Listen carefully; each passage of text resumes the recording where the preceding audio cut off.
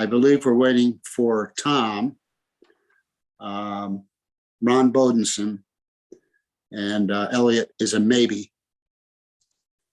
I can say that Carol Snow, unfortunately, will not be with us tonight. She had a rather bad fall on her bicycle yesterday, the day before. Ooh. Thank goodness she was wearing a helmet.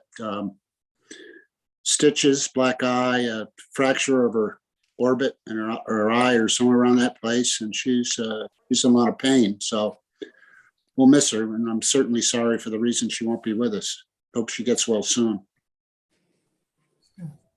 Hello, Ron. How are you? Hi there. Good to see you. Nice to see you. Sorry about Carol. You said she had a bicycle accident? Yeah, I don't know what caused the fall, but it was a head over heels type thing. And Oh, man. fortunately, she was wearing a helmet. Otherwise, it would have been much Oh, more good. to what I didn't speak to Carol, but she sent Aaron and I an email. So that's a darn shame, but thank goodness she's okay. So I'll give it another minute or two. I don't see Elliot yet. He said he'd be last second if he could make it, and Tom.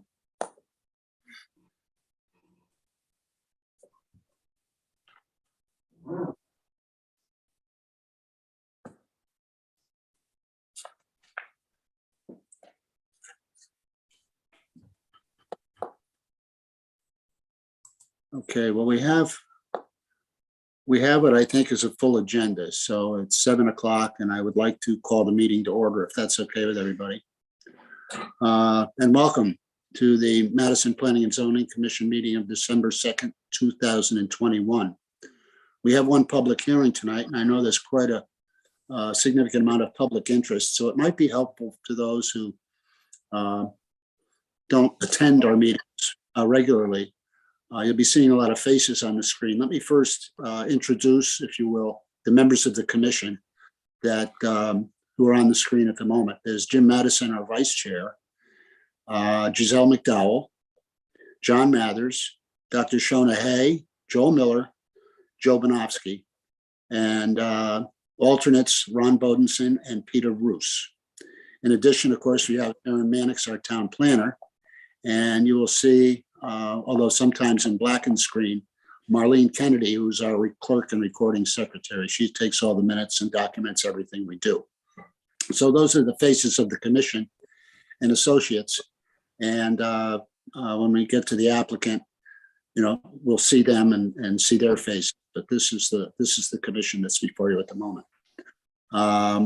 Without Elliot here, I would like to seat Ron Bodenson for Elliot, if you don't mind, Ron.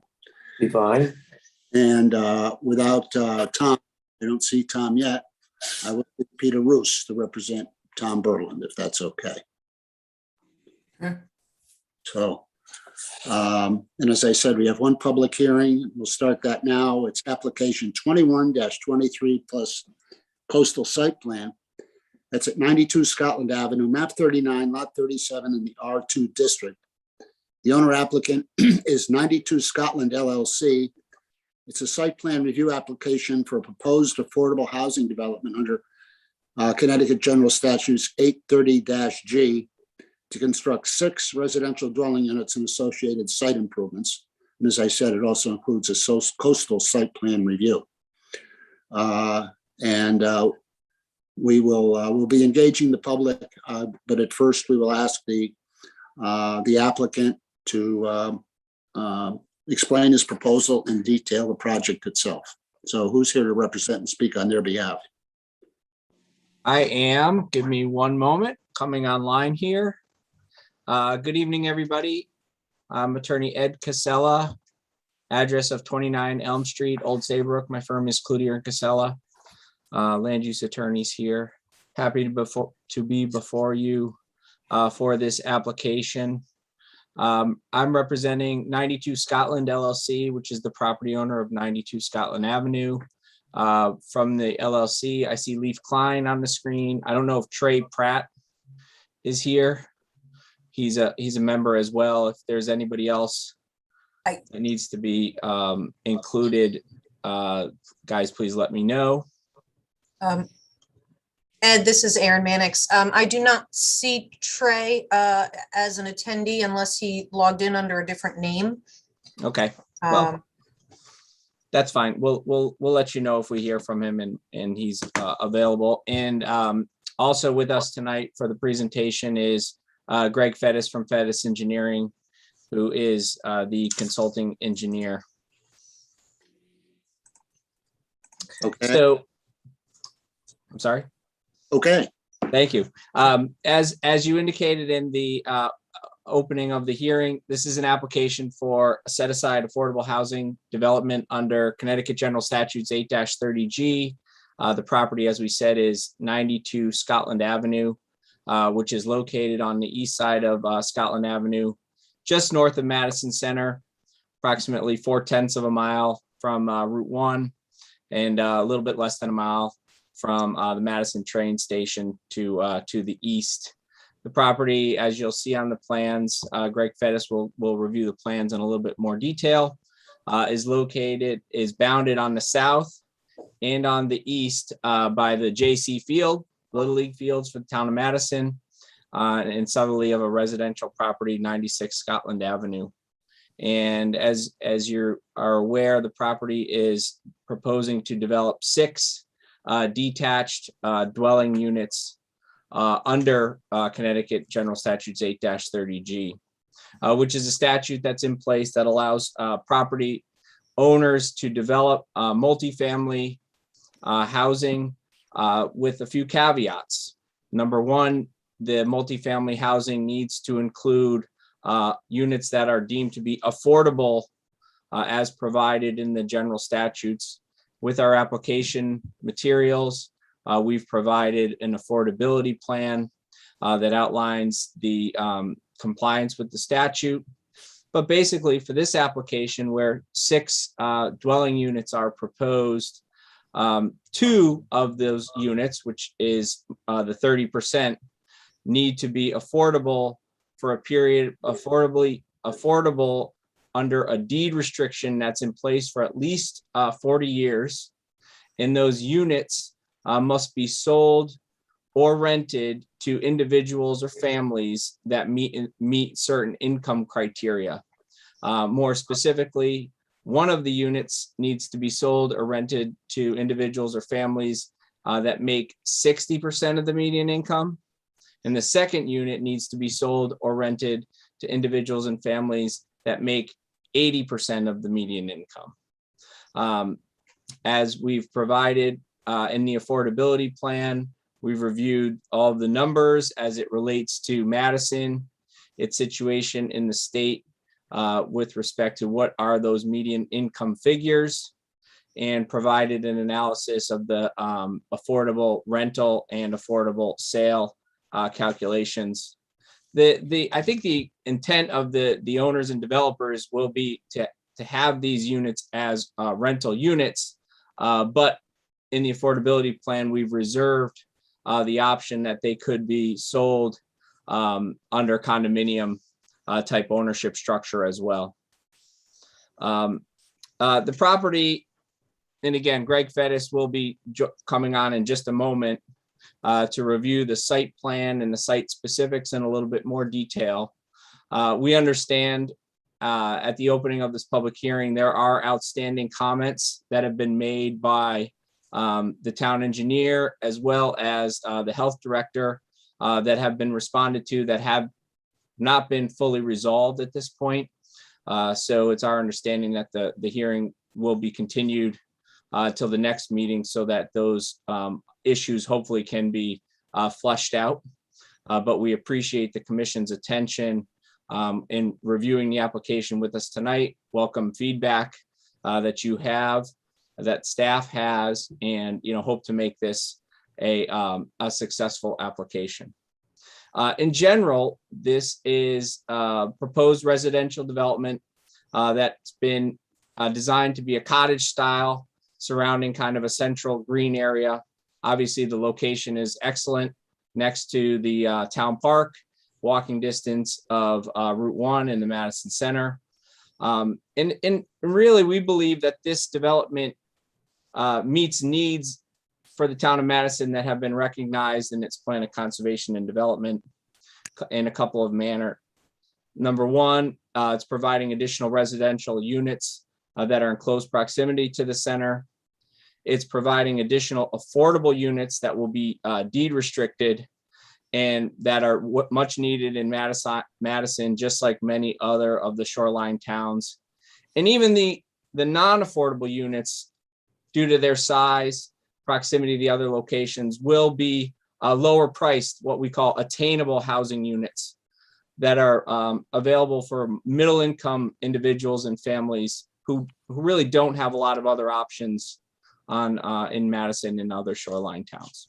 So again, we look forward to working with the commission, hearing feedback regarding the application.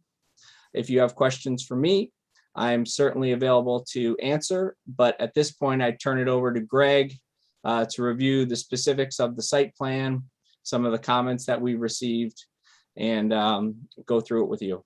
Thank you. Thank you, Attorney Casella.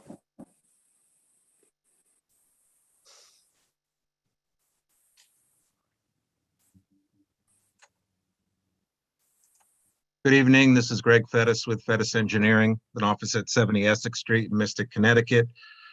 A professional engineer licensed in the state of Connecticut, representing the owners 92 Scotland LLC regarding this project. Erin, can I share my screen? Yes.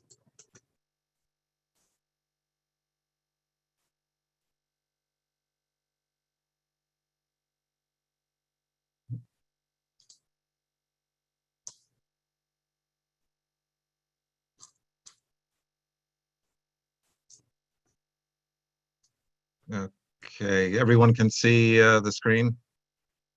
All right. Yes. Yes.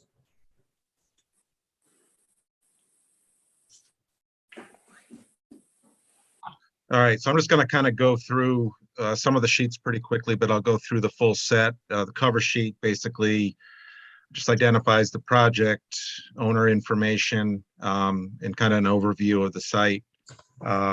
As Attorney Casella stated, it's on the east side of Scotland Avenue, adjacent to the ball fields. Ball fields are to the south and to the east.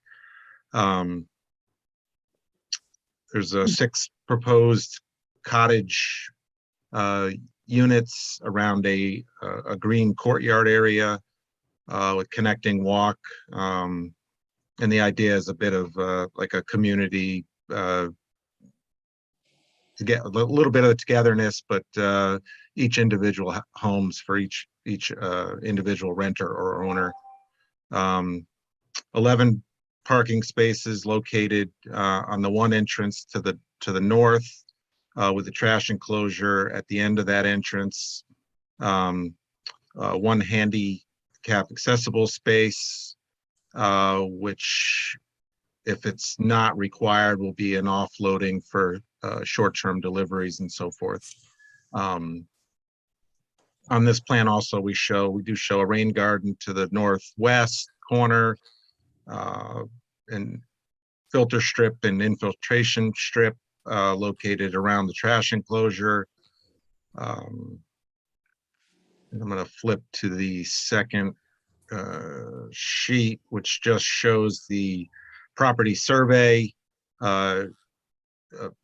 boundary, location, and topography to A2 and T2 standards, identifying adjoining property owners and all the existing improvements on site.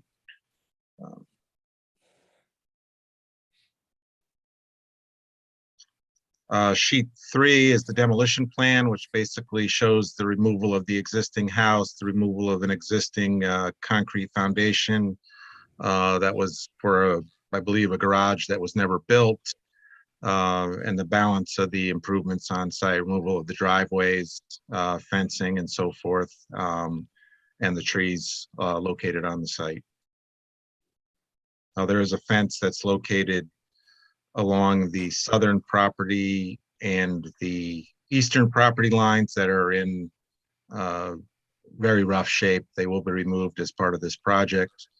The fence to the north is basically right on the property line. That'll remain and be repaired as if necessary,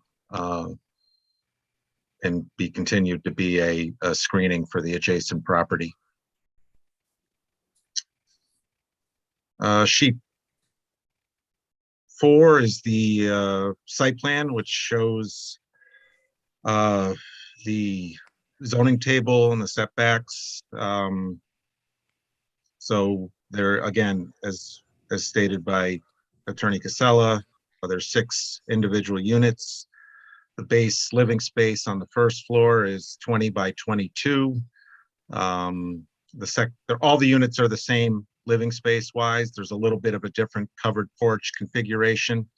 Units 1 through 4 have a front stoop located, 1 and 2 located off of Scotland Avenue with a direct connection to a sidewalk proposed on Scotland Avenue. There is not presently sidewalks on Scotland Avenue, but we felt it was a good start to maybe getting those installed and safer pedestrian traffic on Scotland Avenue. So again, 3 and 4 will have front door stoops located on the driveway coming in. Units 5 and 6 are a little bit different just because of where they're situated. The owners, after kind of much back and forth, we decided on front doors located on the green, and their back porch would be the 7 by 20 and offer a little bit of privacy overlooking the ball fields. As stated earlier, there's a trash enclosure located at the end of the driveway. 11 parking spaces in the handicap accessible and or drop off for say Amazon or UPS or so forth. We do show some benches located here. They'll be movable. Exact positions will be to be determined. There is a pervious pathway that leads from the parking area and offers access to the courtyard side of all 6 units.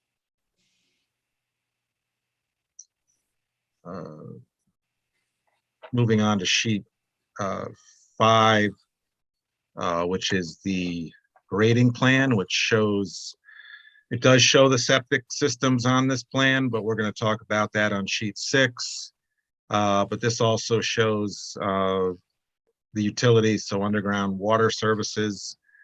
Connecticut Water does, from my experience, like individual services for each of the 6 units. So we have individual services coming off of Scotland Avenue, Maine, for 1 and 2, and then 4 grouped together. We probably showed them a little bit further apart than they actually are, just for just so you can read it. But the trench for the 4 services will probably only be about 5 feet wide. So it's not as not as bad as it looks. I know there was a couple comments by the staff regarding that. Also, we did show the underground electric. It's tough to get Eversource to commit at this point, but we basically are showing the service coming. There's kind of 2 options. We showed both of them. We'd come underground from a utility pole across the street and run across the front to a pole box, and then do a transformer, and then back to the units from the transformer.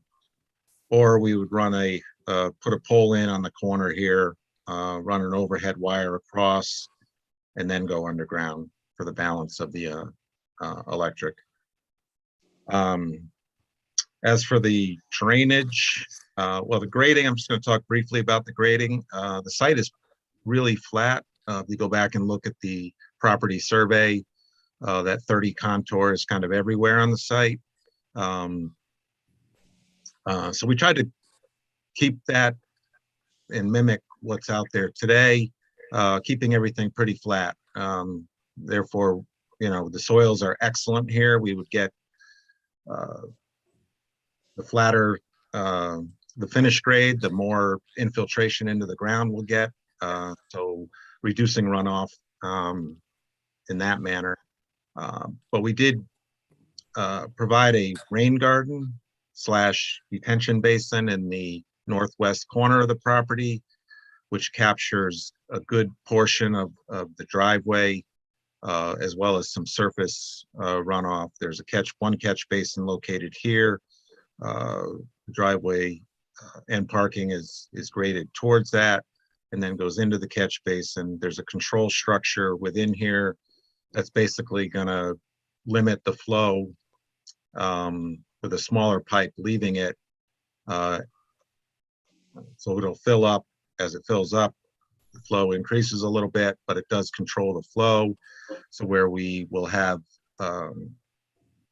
will meet or be below the existing flows for the 2 through 100-year storm. That runs across the driveway into a pipe that basically is additional underground infiltration. And then there's a level spreader located in the southwest corner of the property.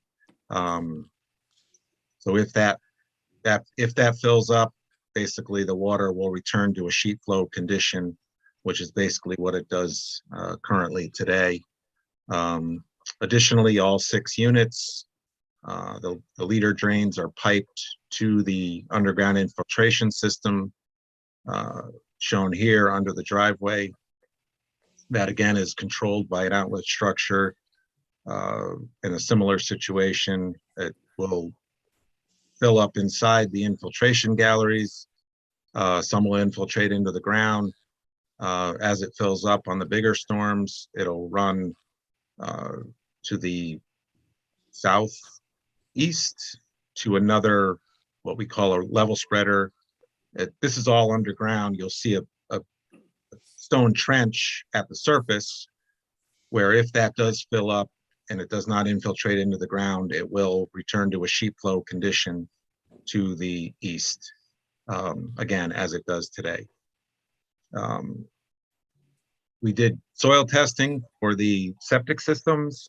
The soils are excellent, very well drained, deep, well-drained sands and gravels. And they do, my understanding from talking to a few people, the ball field has a very similar situation because there was a septic system installed down there. And that's probably about 12 feet down from where we are. So we expect, no signs of a groundwater table, no signs of ledge. We only assumed some infiltration. I expect much more than what we assumed. I think we're very conservative in our approach with our stormwater system. So even though we have these level spreaders, I'd be surprised to expect much water coming out of there, given the soils. We also, in our meeting with the town planner, a portion of the driveway was untreated, which is this northeastern corner of the driveway. So we did add a grass filter strip, as well as another underground stone infiltration trench, which all this runoff will basically be filtered by the grass strip and then get into the crushed stone and infiltrate into the ground. If that does fill up, it'll continue to flow as it does today to the southeast in a sheet flow manner.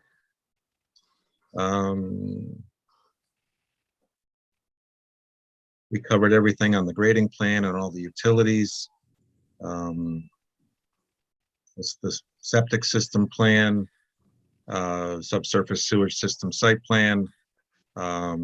So there's 6 individual systems. They each have their own septic tank. They each have their own leaching field. We've gotten a review letter from Trent Joseph.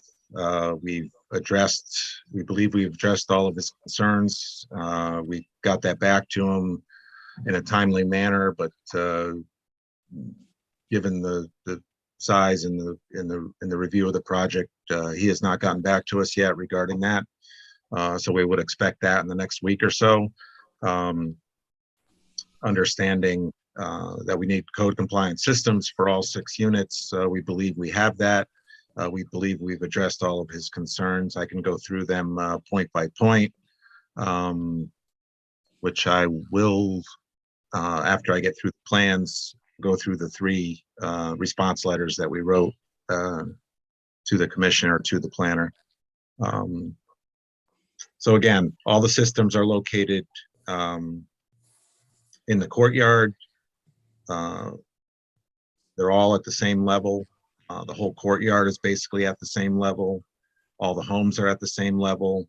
And given the soils, we expect these to perform above code or above expectations.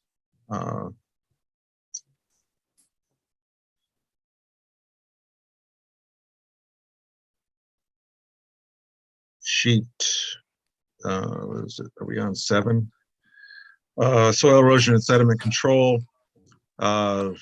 Pretty straightforward. We got a couple stockpile areas which will be surrounded by silt fence as needed. We also have a anti-tracking pad coming in the entrance, and we show silt fence down gradient of the project, which is basically along Scotland, along the southern property line, and along the eastern property line. We don't expect a lot of soil movement or erosion. The site is really flat, and we're just not going to. You're not going to get the runoff here even during construction. The soils are well drained. We expect the silt fence will control it. However, our notes do cover. We'll have additional silt fence on site. We'll have additional crushed stone on site, hay bales on site, just in case any of that is needed during repetitive storms and or large storms, which will be inspected after the site will be inspected after any of those events. And if the town feels the need for something further, we'll have the supplies on site to take care of that. Sheet 8 is the landscaping plan. Basically, we're offering some buffering on northern property line, as well as around the trash enclosure. We do offer a little bit of screening in between the individual units. We didn't really want to go crazy there because we kind of want that, kind of community neighbor feeling. A little bit of 4 street trees along Scotland, some landscaping within the rain garden, which plants are designed to be inundated with flood conditions as well as dry situations when there's no rain.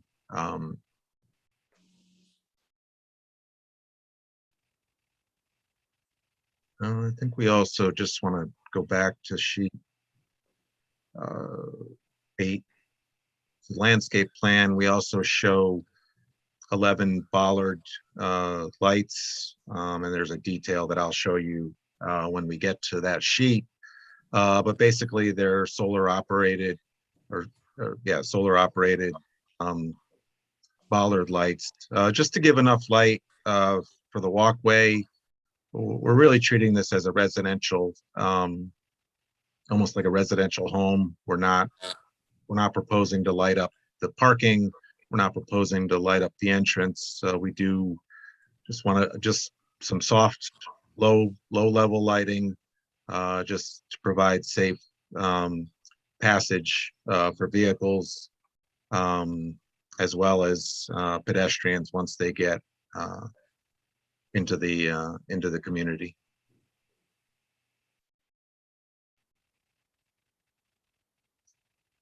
Just some details, the rain garden detail, plant listing, get our max floor area calc, our existing coverage calc, our proposed coverage calc, the light, Bollard light we talked about, and the trash enclosure detail. And we also enclosed a picture of what it will look like.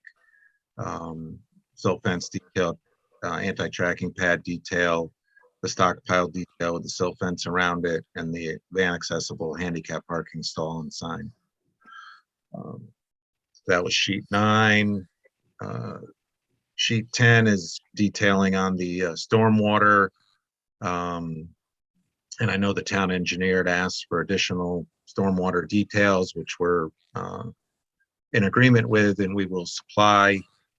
Sheet 11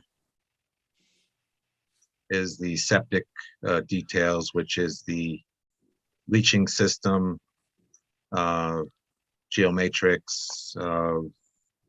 which is a proprietary product, which is basically an alternating sand and stone, which allows for a smaller length system. These are 36-inch deep, which is kind of perfect for this site since we have such great soils, with no signs of ground or ledge. Septic tank detail, the perk tests, and then the notes that go along with the septic installation. So that's the site plan. I can quickly go through the response letters, which I believe were all written on November 24th and submitted to the town.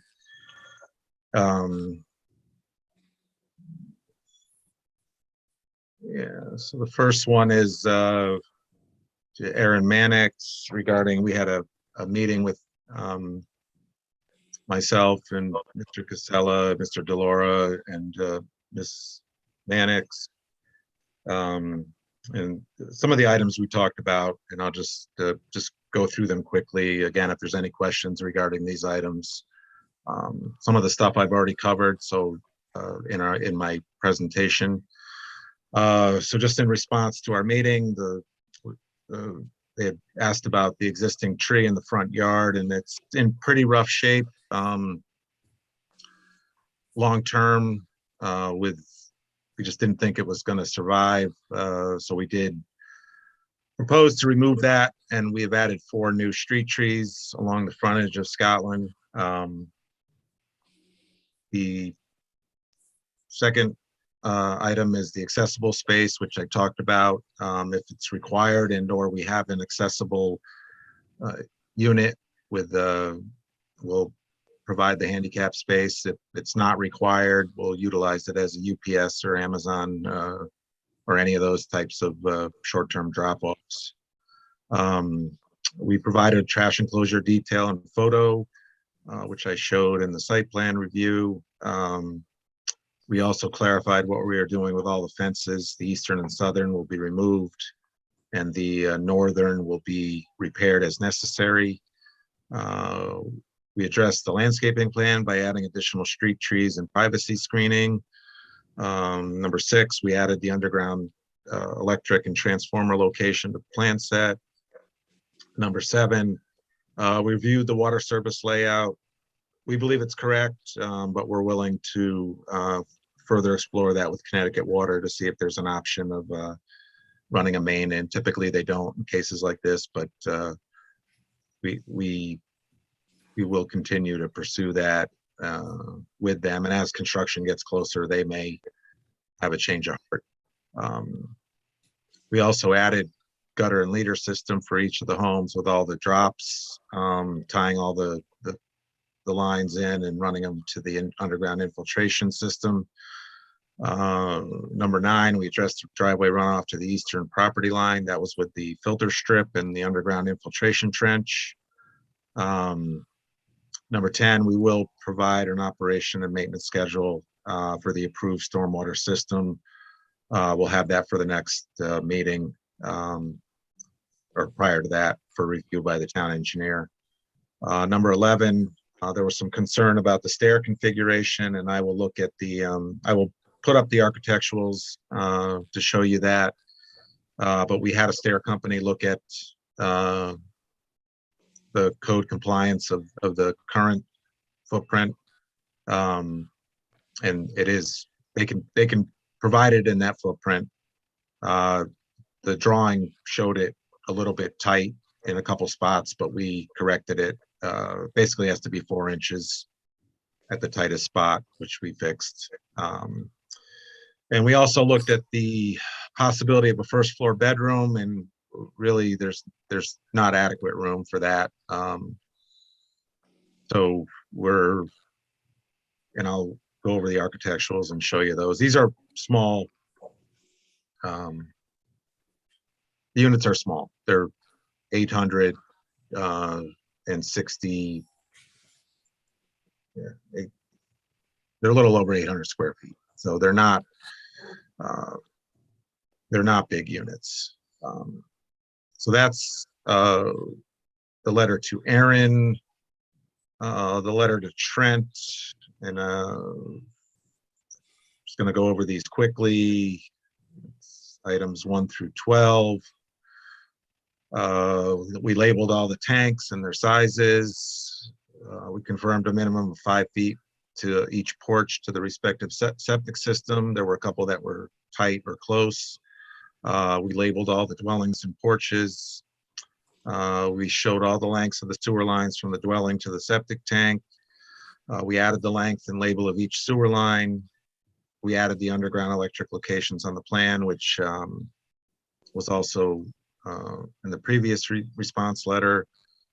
We provided a cross-section for bleaching fields. During our testing, we determined the soils are extremely consistent right across the entire site. There's a couple of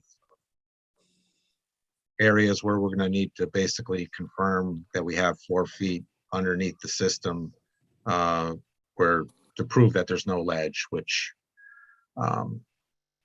we kind of know that from the adjacent property, but we will do that at the time of construction. And if that's not acceptable, we'll run out there in the next week or so and dig a couple deeper pits. Number 8, so the building plans, they're all the same inside the living space. The only difference is the front and back porch, which we did detail in plan view as well as on the architectural plans. So there's no change to the living space of the 6 units. There was a question about bedroom 3, whether it was large enough to be considered a bedroom. We did add the square footages of each of the 3 bedrooms to the plans, the smallest being 72 square feet, which is a little over 9 by 8 approximately. Number 10, it's kind of a repeat to the 48 inches, which we know we need to prove. Number 11, we added this sheet 6, I think it is, which is specifically for subsurface sewage disposal. And then lastly, we went through the checklists that Mr. Joseph supplied us, and we confirmed that all the items on the checklist have been addressed. And then the Acre letter, so we went to Acre a couple weeks back. They had comments. We addressed it in the letter, which items we were gonna do basically, which is to we had them all the homes basically kind of looking the same. We offered to differentiate the homes with a different color entry door, and then there's an upper gable part that we can do some different kinds of finishes on, which will be back at Acre on the 14th to present that to them. If you remember on the site plan, we had a little walkway going around. We eliminated the outermost edge and installed some park benches. We also installed some permeable pavers on units 1 and 2, going out to the sidewalk on Scotland Road. And we talked about the non-code required ADA detailed parking space, which we're going to kind of use as a flex space. We will add handrails to entrances of 1 and 2 if code requires it. See number 5, we did install we moved the plantings in the rain garden to the middle and upper edge of the rain garden, not at the bottom. We also installed a combination of fencing and hedges between the homes at the rear porches. And just at it side, making this note, we added heat pumps to the meter side of the house, on the side of the house, so they won't be on the ground, they'll be mounted to the building. There was a few items that they suggested regarding layout and so forth, and we spent a lot of time kicking those ideas around prior to getting to where we are today. And I guess we decided we're going to stick with what we had for a variety of reasons. As you tweak the stuff or tweak the buildings the way they wanted to, it kind of created some other issues, which we just felt our current layout kind of outweighed maybe making some of those adjustments. Just going to bring up the architecturals quickly, and then I can flip back to whatever the commission members, if they have any questions, I'll put the site plan back up. So, as I stated, it's 22 by 20. It's a crawl space. Access will be only for a hot water heater down in the crawl space. There won't be any storage down there. So looking at the first floor is a half bath. You can see the front porch, and then just a kitchen and living room. Access down to the crawl space, and then the stairs going up. Second floor, you come up the stairs. There's 3 bedrooms, and then the full bath located in the bottom right corner. Little bump out on the second floor, which increases for closets. So it makes a little bit of an overhang there on the first floor, which is actually over the front porches, or the back porch on 1 through 4, and the front porch on 5 and 6. So again, front elevation, the front door, the rear elevation, and then the side, front left and right, showing the front porch, the optional, or the back porch, and then the optional front porch for units 5 and 6. So that's it. If there's any questions, I'd be happy to answer them. I can put the site plan back up. If there's specific questions, I can bring any of the materials back up for sharing. Thank you, Mr. Fettis. A couple of things. Yes, at this point, I will look to the commission if you wanted to take those screens down for a second for the exhibits. That at this time, we will ask for questions from the commission. And then after that is done, the commissioners have their questions answered. We will ask for questions from the public. We're not at the stage where we're asking for opinions. That will come later. But I thought that since we are going to obviously be continuing this hearing past tonight, I would like to do kind of a check with the permission of the commission around, say, 9 or 9:15, and see if we want to take it to a preset time tonight so that we don't keep folks up very late. And we have some other important business 824s to conduct that I want to get through tonight. So does that make sense that we'll do kind of a sanity check around 9 or 9:15 and see how much longer we want to go? Because there's no way we're going to finish tonight anyway. Does that seem like a fair, makes sense? Sure. Yeah. Okay. It makes sense. Yeah, All right. So let's do it that way. Around 9 or 9:15, we'll just decide whether we want to continue for a little bit or stop or make the decision at that time. Now, I'm sure there are some questions from the commission. Please raise your hand and ask. Is anybody? Any questions for anybody? Ron, please. Ron Bodenson. I'm just curious, you say it's an impermeable walkway from where they park all the way to their front door. Does that mean gravel? They're dragging suitcases, grocery carts, whatever, over a gravel driveway, or what's it made of? We were figuring it was kind of a more of a stone dust path.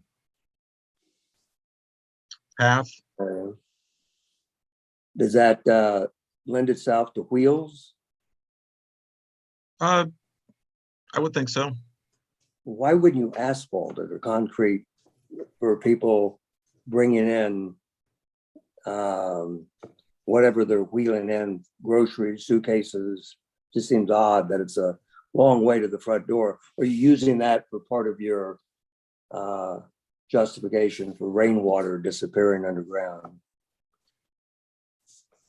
Well, we are trying to limit the impervious coverage as part of the entire project. I guess we could kick that around on how important we think wheeling something down that is regarding whether or not it should be something different than what we're proposing. That's a good question, Ron. And I would also say, or give thought to what stone dust or that type of foundation or that type of walkway would do with snow plowing and snow removal. And ice and so forth. That would seem to potentially be problematic. I'm not an expert, but it's a good question, Ron. It also ends up in your front room. That's true. I had a question. Probably it was stated, but is the parking, is that impervious? Is that blacktop? That is blacktop, yes. The other question I had is, I wasn't really clear as to what did you not address, or what were their suggestions that were not changed or implemented? What was their bottom line on the project or on the look of it? So they wanted us to switch the orientation of units 5 and 6. They didn't like the front doors being on the courtyard side. They wanted to add walks to the back of 5 and 6. Greg, do you want to pull up the site plan to give some context to this?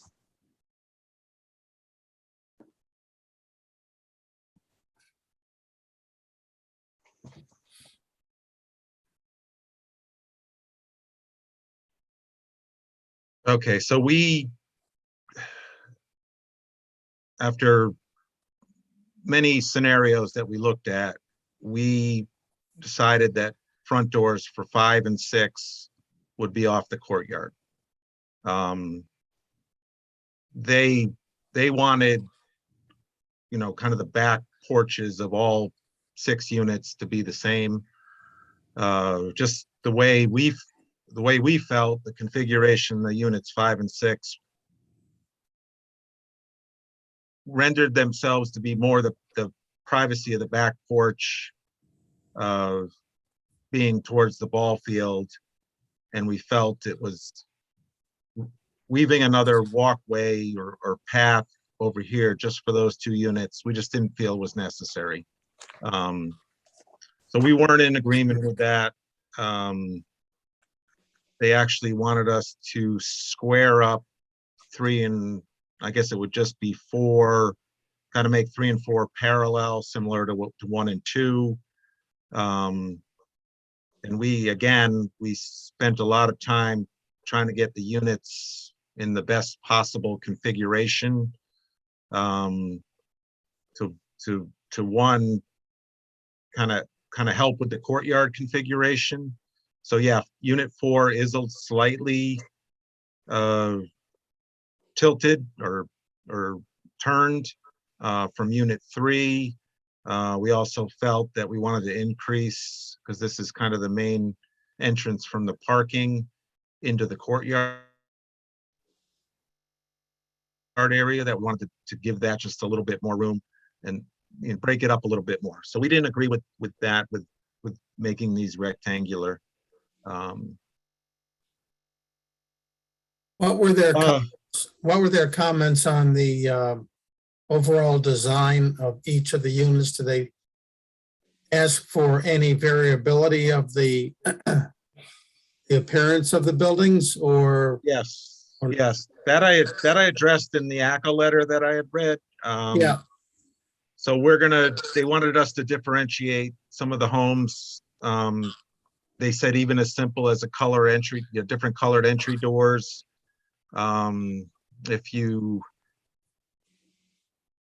This upper gable up here offers some opportunity to differentiate with materials. So that's what we're going to present to them. okay, that was the first thing that you had discussed. Okay. Yeah. So let me just, we had just going back to, we had proposed a kind of a standing seam or metal roof over the porches. We thought we would go with like a galvanized. They didn't like that. So kind of a raw galvanized finish, but we felt it was a more rustic feeling. But some of the members didn't like that finish. So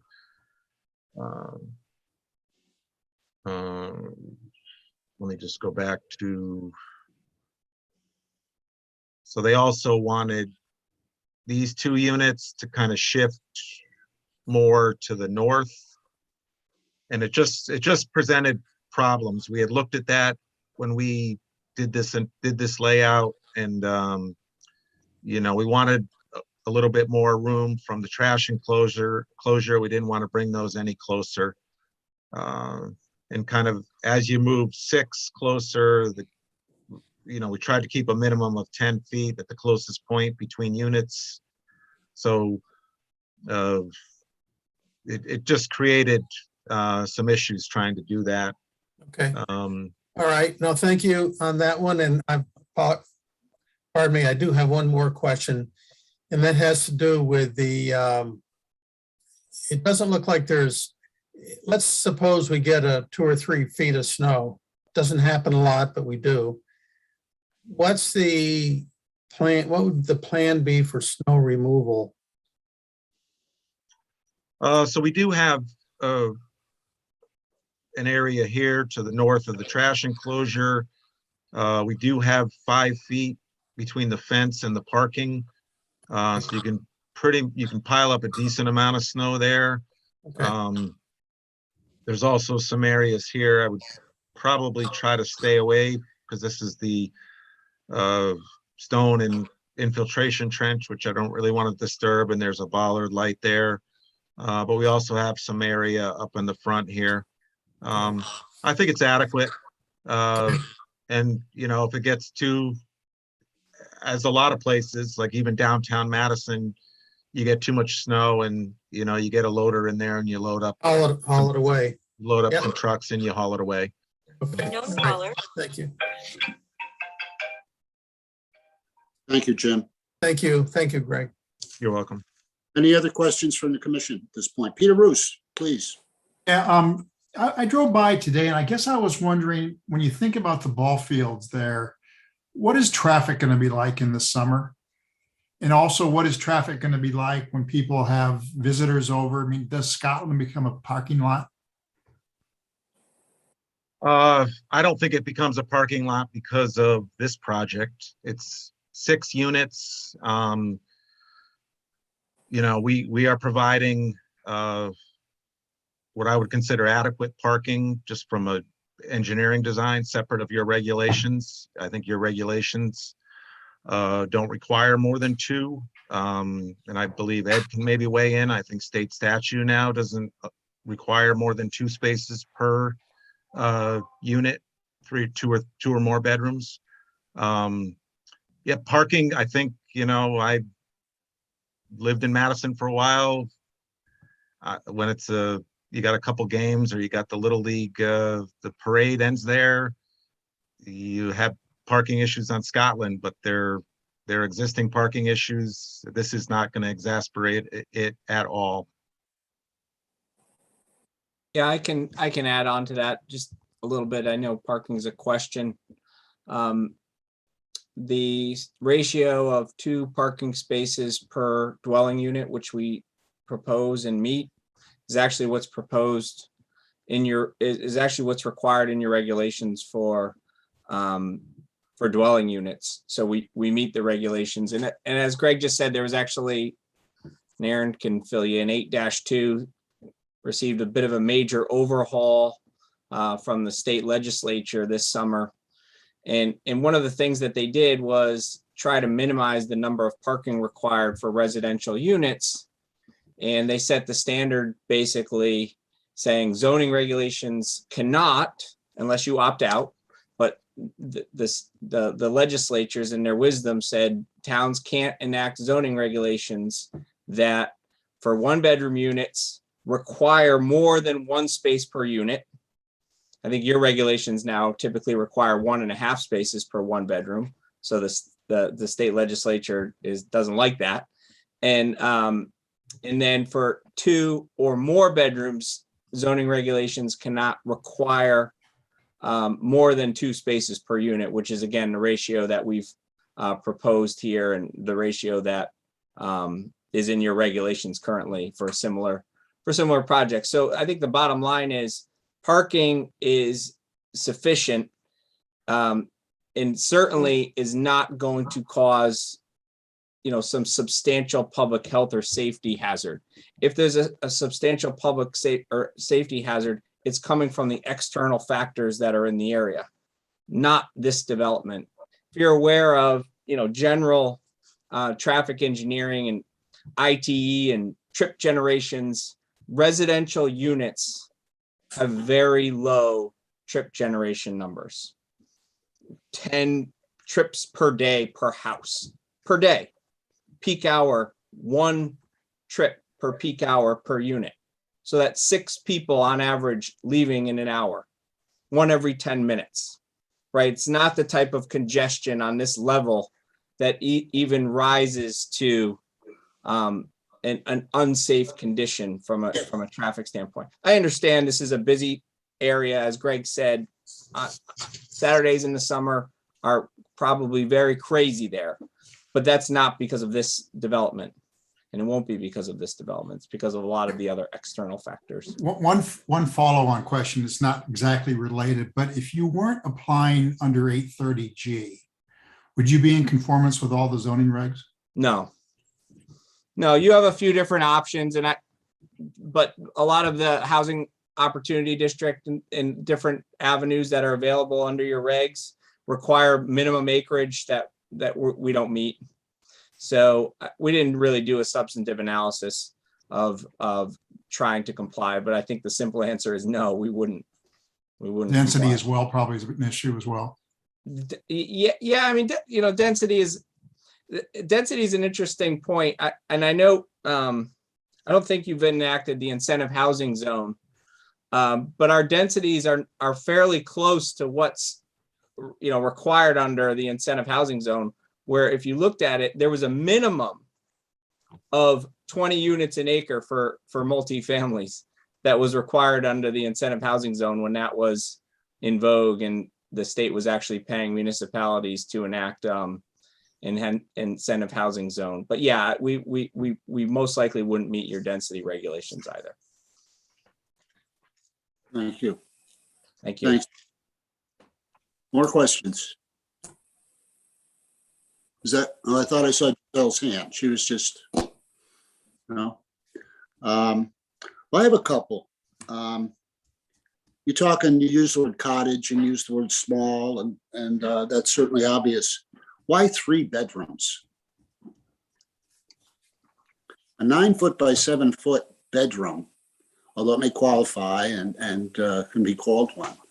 But in terms of marketability and desirability, why? Well, I think, it offers a lot of options. Small families with, 2 small kids, each has its own room, a crib for 2 years or a year and a half, or however long kids are in cribs for, seems to make sense.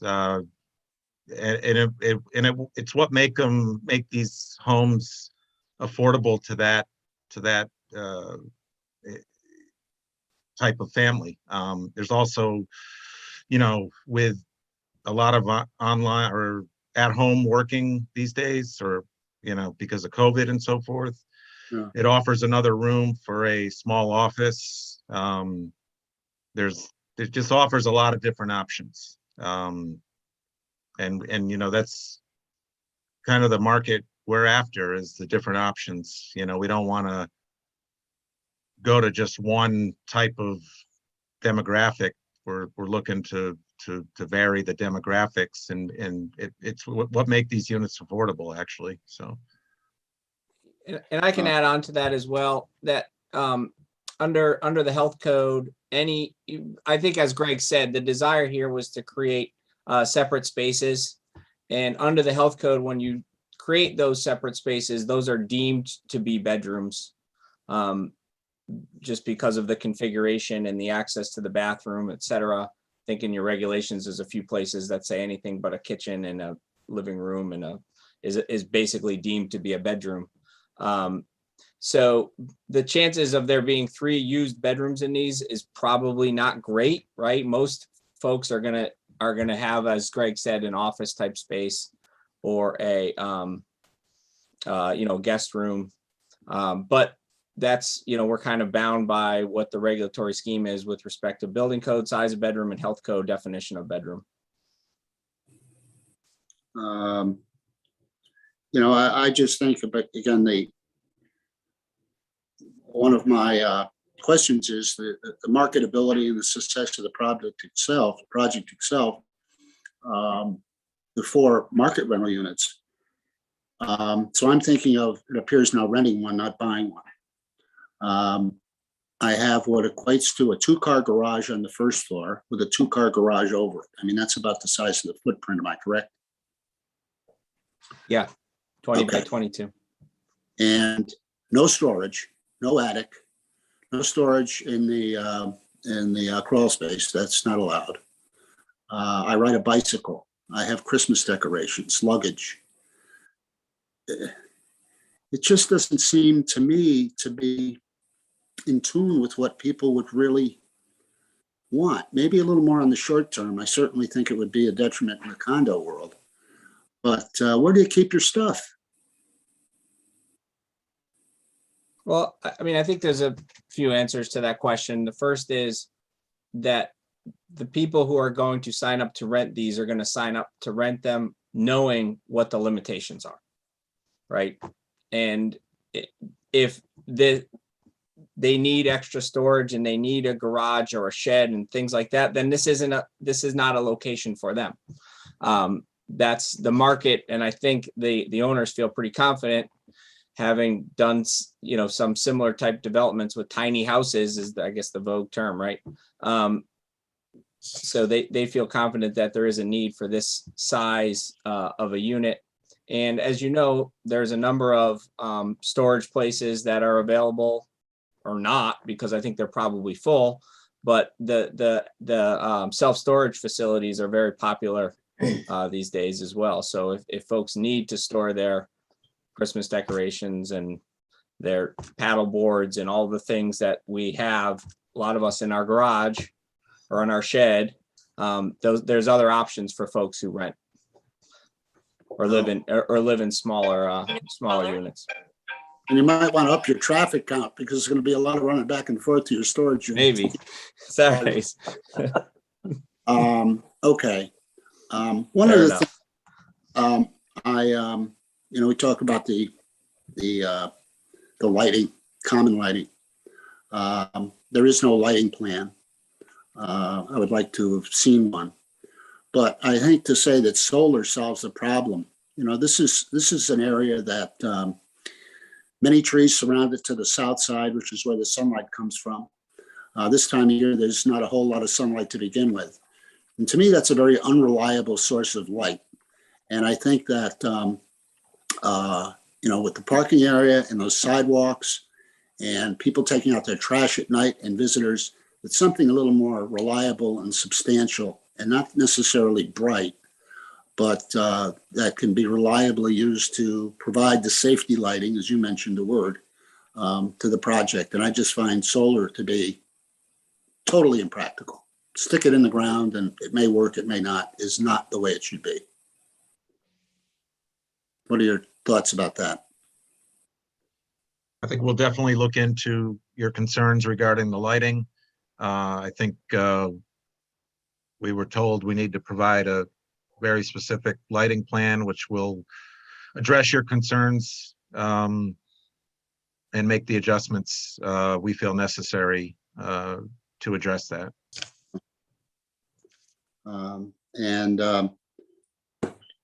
One thing or two things that weren't discussed, I don't believe, at Acre. What is the siding material for the buildings and what are the porches, decks to be constructed of? I think Ed, if you want, Trey probably should weigh in, one of the members of the LLC.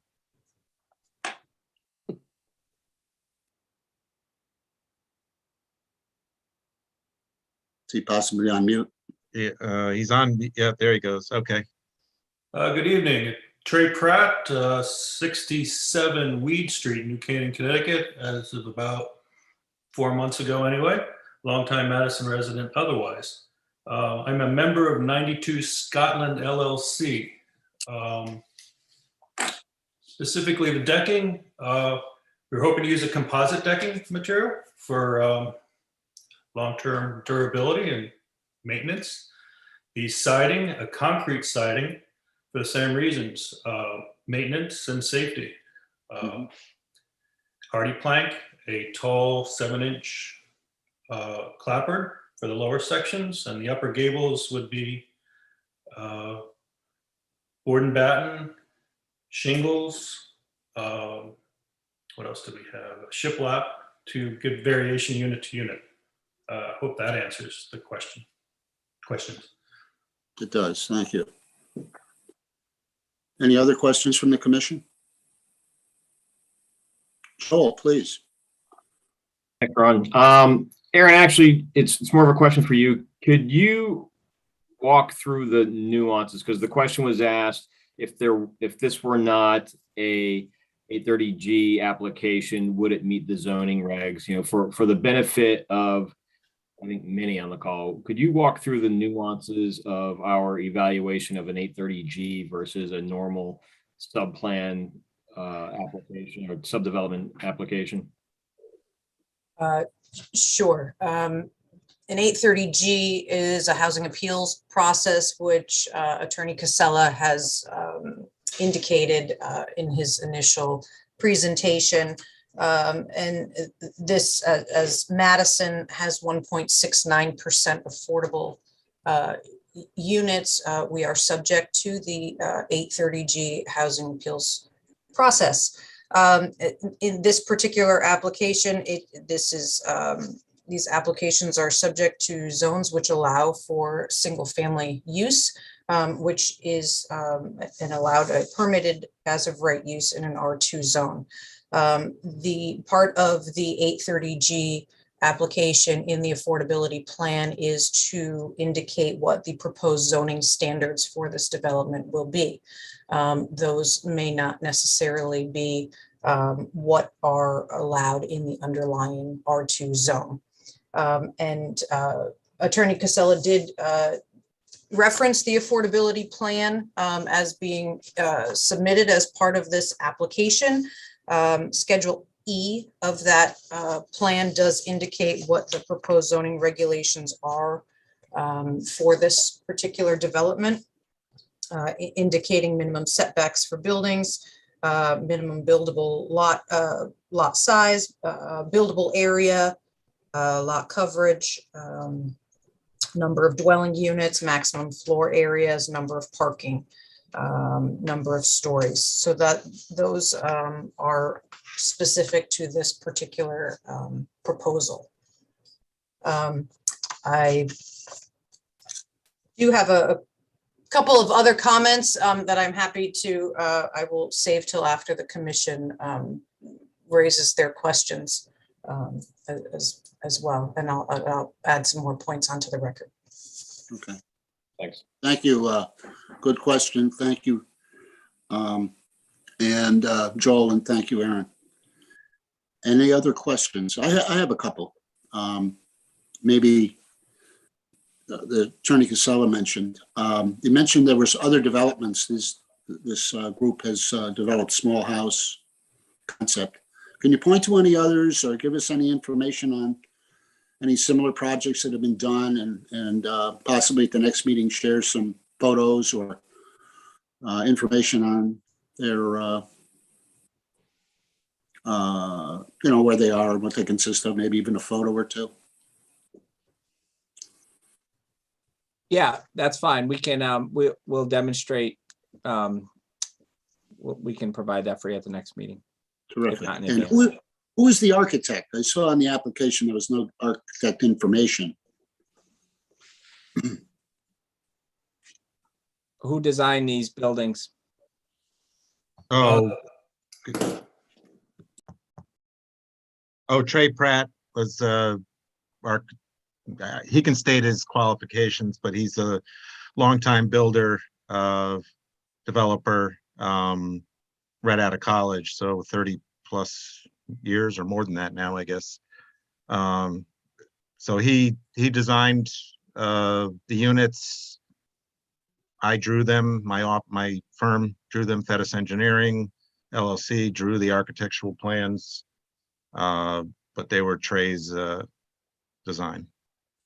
Okay, so no disrespect to Mr. Pratt. I just, so there wasn't an architect per se involved in their design.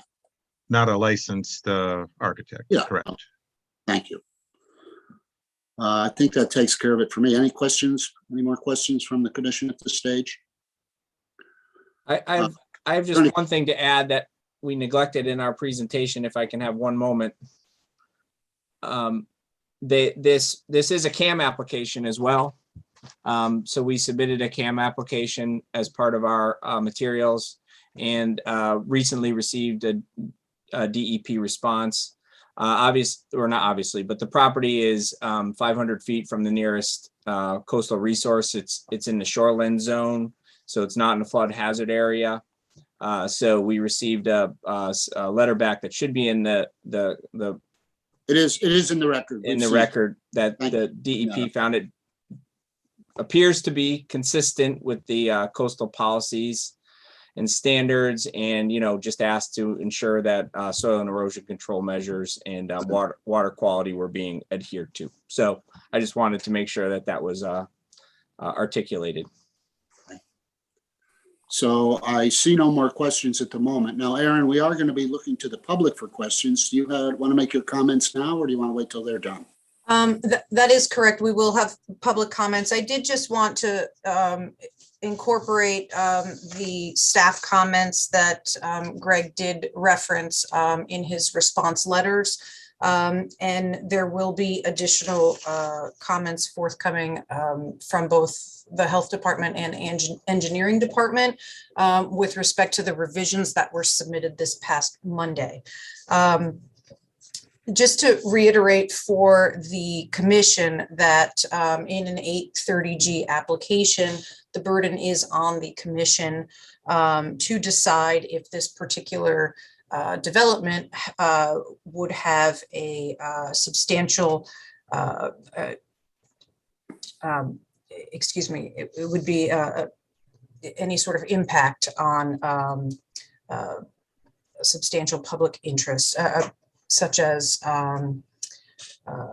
safety issues or sewage disposal, fire safety, a number of concerns. That being said, this is a site plan application as it's been presented, and our site plan regulations do have some standards as far as what information does need to be provided as part of the application. And some of that information has not yet been submitted. Therefore,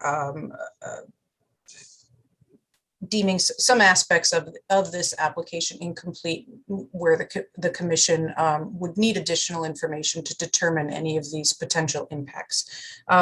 Just to follow up on these, one is that photometric plan for the lighting. The revision that was submitted on Monday did indicate these bollard lights.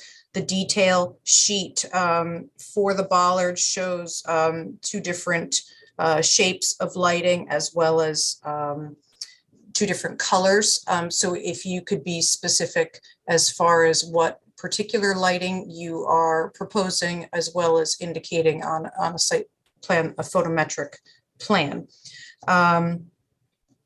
I did also have a question as far as what a detail for the pervious stone path. And I see that the commission did raise some questions as far as the practicality of pervious stone path as access to these dwelling units. So perhaps an impervious surface could be explored, a hardscape walk, for example. And the screening details, the Acre meeting that did occur on November 9th, where the applicant, Greg, accurately detailed what the concerns of Acre were as recorded in the minutes from the meeting. And the commission did, or the committee, excuse me, did indicate that they would like to see plans again and have the applicant return to them for follow-up detail. And as part of the site plan application, the applicant should provide specific details as far as materials and renderings of those varieties of those various elevations that you indicated in your response letter to ACA. You also on your site plan, well, ACA had asked to explore some level of screening in between the various units with either fencing or landscaping. It does appear that you're proposing both.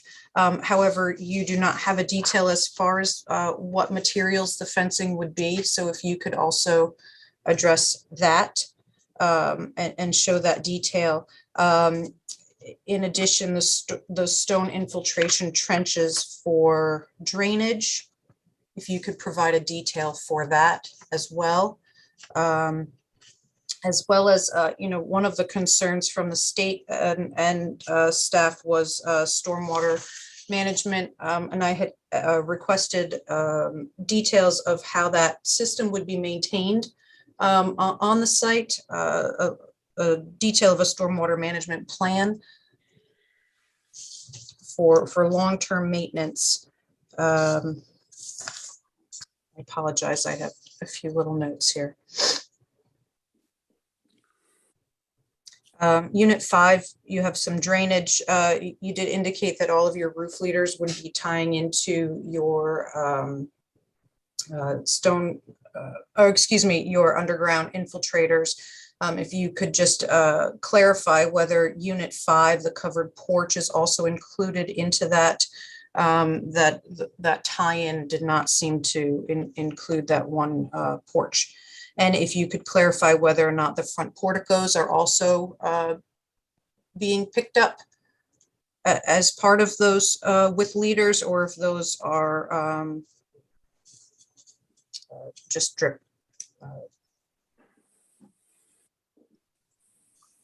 If you could also detail what the planting mix is. I know the detail sheet for the detention basin is a generic sheet. If you could clarify what the proposed ground cover in the detention basin would be as well. The material of the fencing along the north side of the property. You said repair as needed. That will be, I'm assuming that's the same material that's there now. Okay, just wanted to clarify that. And then lastly, my comments, and I had indicated some of these to Attorney Casella regarding the affordability plan. There are some areas in the plan where the square footage, I would just ask you to verify of the houses. Greg, you indicated that they were under 900 square feet. The affordability plan and all of your coverage calculations indicate that they are 900 square feet or over. So if we could just have all of these documents, whatever that calculation may be, consistent. The affordability plan does indicate a management company and does indicate all of the requirements per the 830G statute. However, the one detail that's lacking are any specific lease restrictions or deeds or provisions that will govern the affordable units. For example, if these are leased or for sale units, is there common area on the property, and any other restrictions. And then lastly, there were just to indicate, and I know Attorney Casella will be working on a revision for this. There's some confusion in the language in the affordable plan that indicates the developments that 30% would be equal to 30% of the set aside.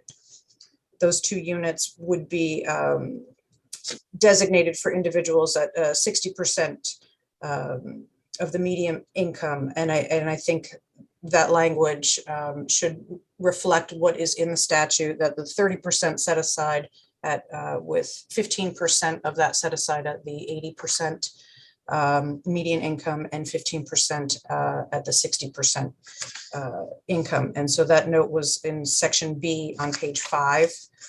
Would be that clarification needed, as well as on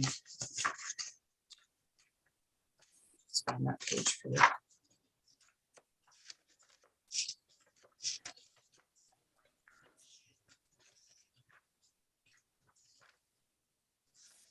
I believe it's in Schedule E here on the zoning.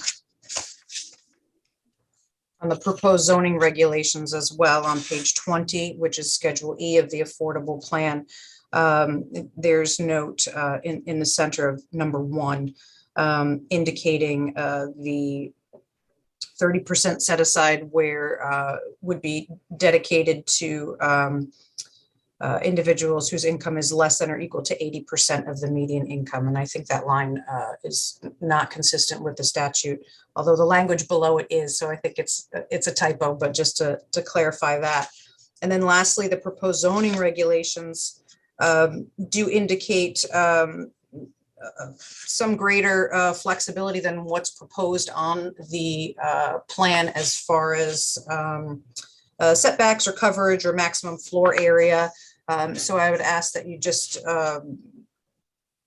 refer back to the proposed site plan to have the zoning regulations, the proposed regulations reflect what specifically you're proposing on the site plan, and that the applicant follow up with the building official, who is the ADA official, to determine whether or not there is a need for ADA accessible parking on the site, and if not, to designate that as the additional 2 spaces for the total of 2 spaces per dwelling unit as indicated in the zoning regulations on page 21. And that's it. Thanks, Aaron. Thank you. Okay. The commission certainly can have a chance to ask questions that may arise, but at this point, what I would like to do is see if there, oh, excuse me, John Mathers, you have a question. Go right ahead. Yeah, thank you, Ron. I have a question for the applicant and also for Ms. Mannix. As far as these being rental units, is it the applicant's intent to maintain ownership and rent these units, or are they being sold to investors as rental units? And if so, is there some plan for management of the rentals? And also for Aaron, how do rental units fall under 830? Who determines? Is it determined by the tenant's income? Is that what determines whether it's affordable housing for a rental versus a purchase? Yes, so there are specific standards for calculations for either a set aside owned affordable unit or a rental unit. So, and I think Ed can, maybe you want to take this and detail what your proposed as part of your management plan, and how you would handle the income verification and the restrictions as far as the costs for the unit. Yeah, so I think the first part of your question was related to management of the development, right? And it's my understanding, more likely than not, that these individuals who own the development will be issuing them for rental purposes, but they're getting their zoning approval and don't want to forestall the opportunity to sell off the units under a condominium ownership concept, which is ownership of multifamilies, whether it's condo or rentals, is actually not something zoning is supposed to get involved in. But when we have an affordability plan, we need to get the affordability plan approved by the commission. So typically we ask for both rental and sales. That's the general management, like the property management of who's going to mow the grass and upkeep the buildings and those things. There's a separate level of management that's required for confirmation of the affordability components for the 2 units. And we use a company, DeMarco Management, out of Hartford. I've done a number of 8-30Gs and worked with DeMarco Management on many of the developments. And when there's either a sale to an owner occupant or a rental, there's kind of an exhaustive process that they have to undertake in order to vet the potential tenants and or owners. It's all outlined in the affordability plan. I'm not going to go through it now, but that's their kind of main, that they're not concerned with who's mowing the grass and, is the septic system.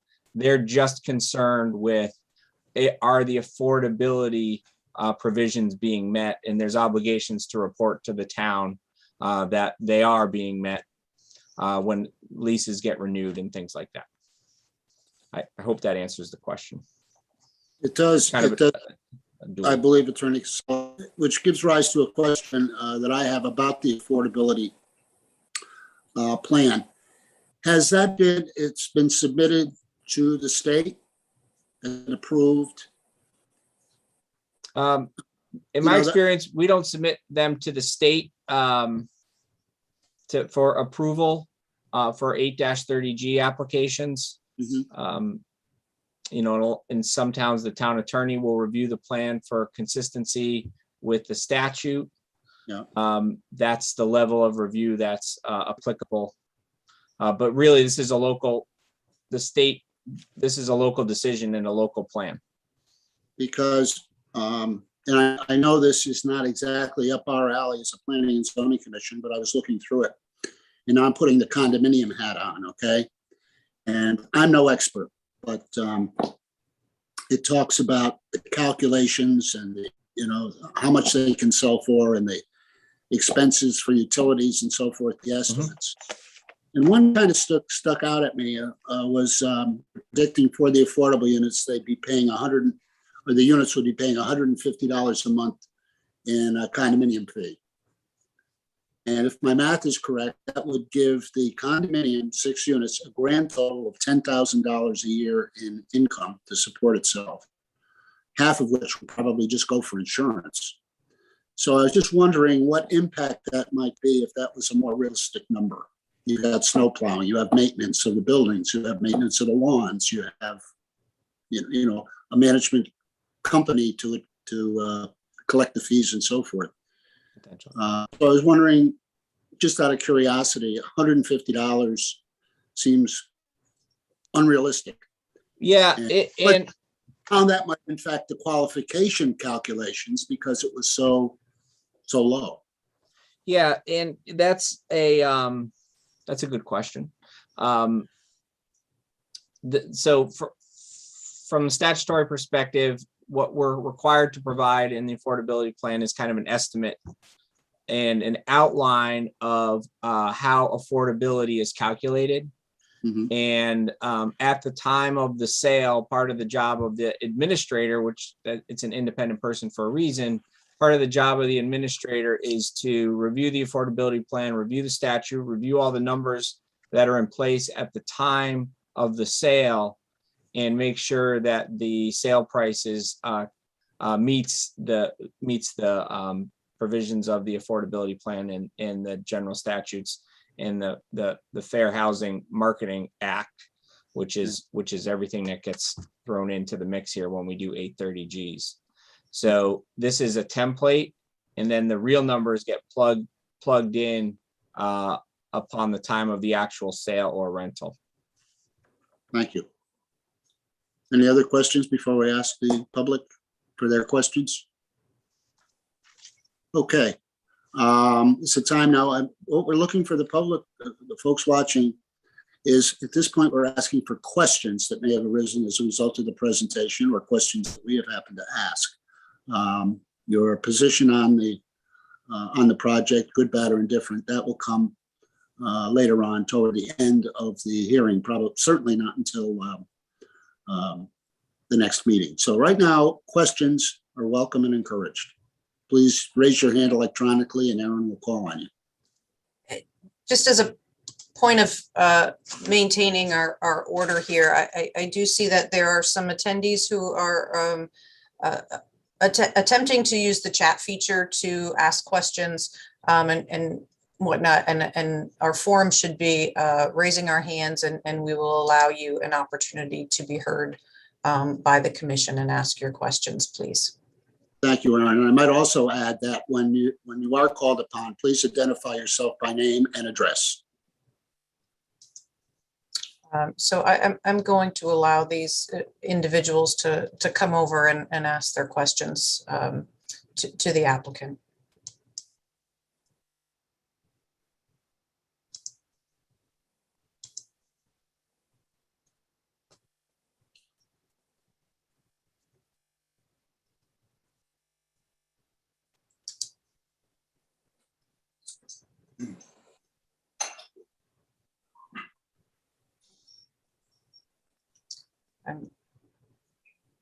I see Chris here with the hand raised.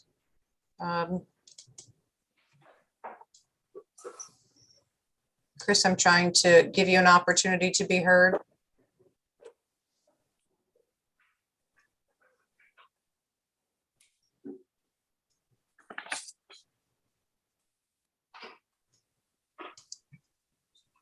We do have a number of attendees with their hands raised, so we can get to you one at a time, and we will just have to practice our patience here. Chris, there you are, Chris. Would you like to ask your question here?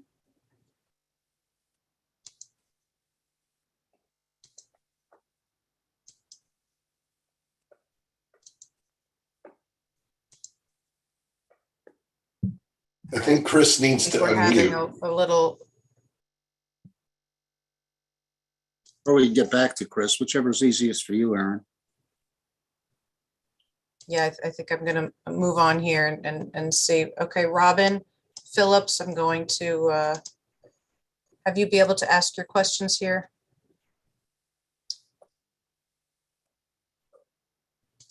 Okay, and while we're waiting for Robin, the question that Chris is raising to the commission is whether or not if there's a designated guest parking on the property, where will guest parking go?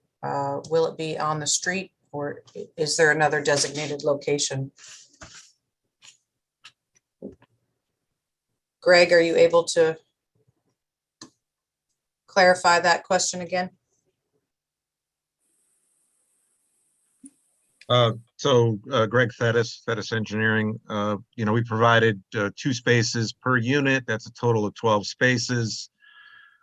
Again, given the size of the units, we don't expect more than 2 cars. We may expect that some only have 1 car, so there should be spaces available.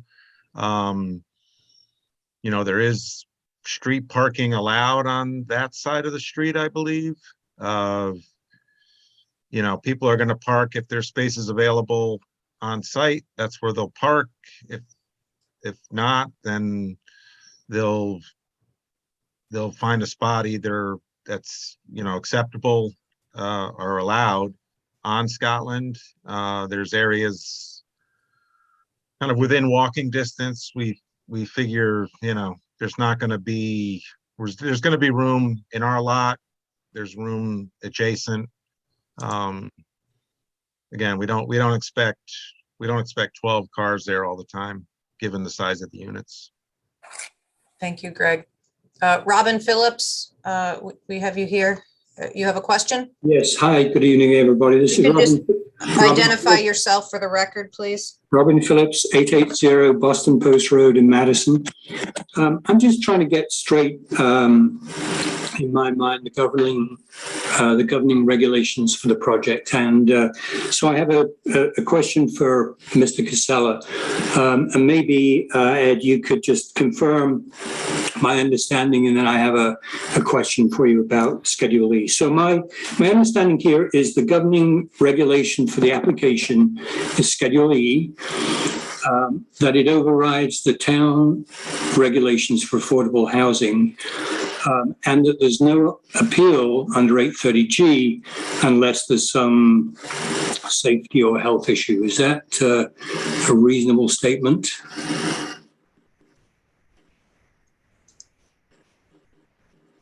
In my opinion, yes. Okay, so then my follow-up question here is Schedule E in your affordability plan, is that standard template or is it a custom regulation for this particular application? It's not a template, so I guess it's a custom. So it's been written for this application? It has been, yes. So then my interpretation of the process is that you can apply for any development in the town, disregarding any of the town's regulations, and that you can design your application and then write the regulations to suit that application. And unless there are any health or safety issues, that cannot be challenged. Is that correct? Is that the process for doing business? If I can, I'd prefer to be able to have all the questions asked so I can answer them all as opposed to this one at a time process, but Okay, so that's my I leave- question. I leave it up to the chair. That's, okay, Thank you, And Robin. I can answer that question, and I think the answer is yes. That's what 830G is intended to do, which is allow developers in municipalities that don't have 10% of their dwelling units as affordable, to allow them to create opportunities on properties for these type of what we call set aside developments. And, there are a number of limiting factors, and in Madison, there's a major limiting factor, which is septic. So you're not going to be able to go over or develop on a property that won't support the septic system.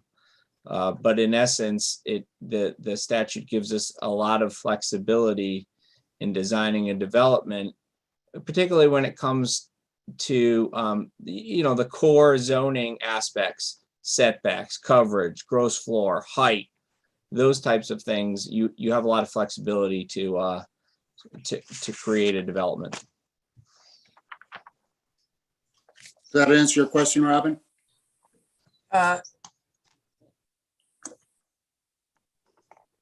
Robin is no longer a panelist. Okay, I do have a question from Denise McGregor. I'll not sure if I get, let's see here, Denise.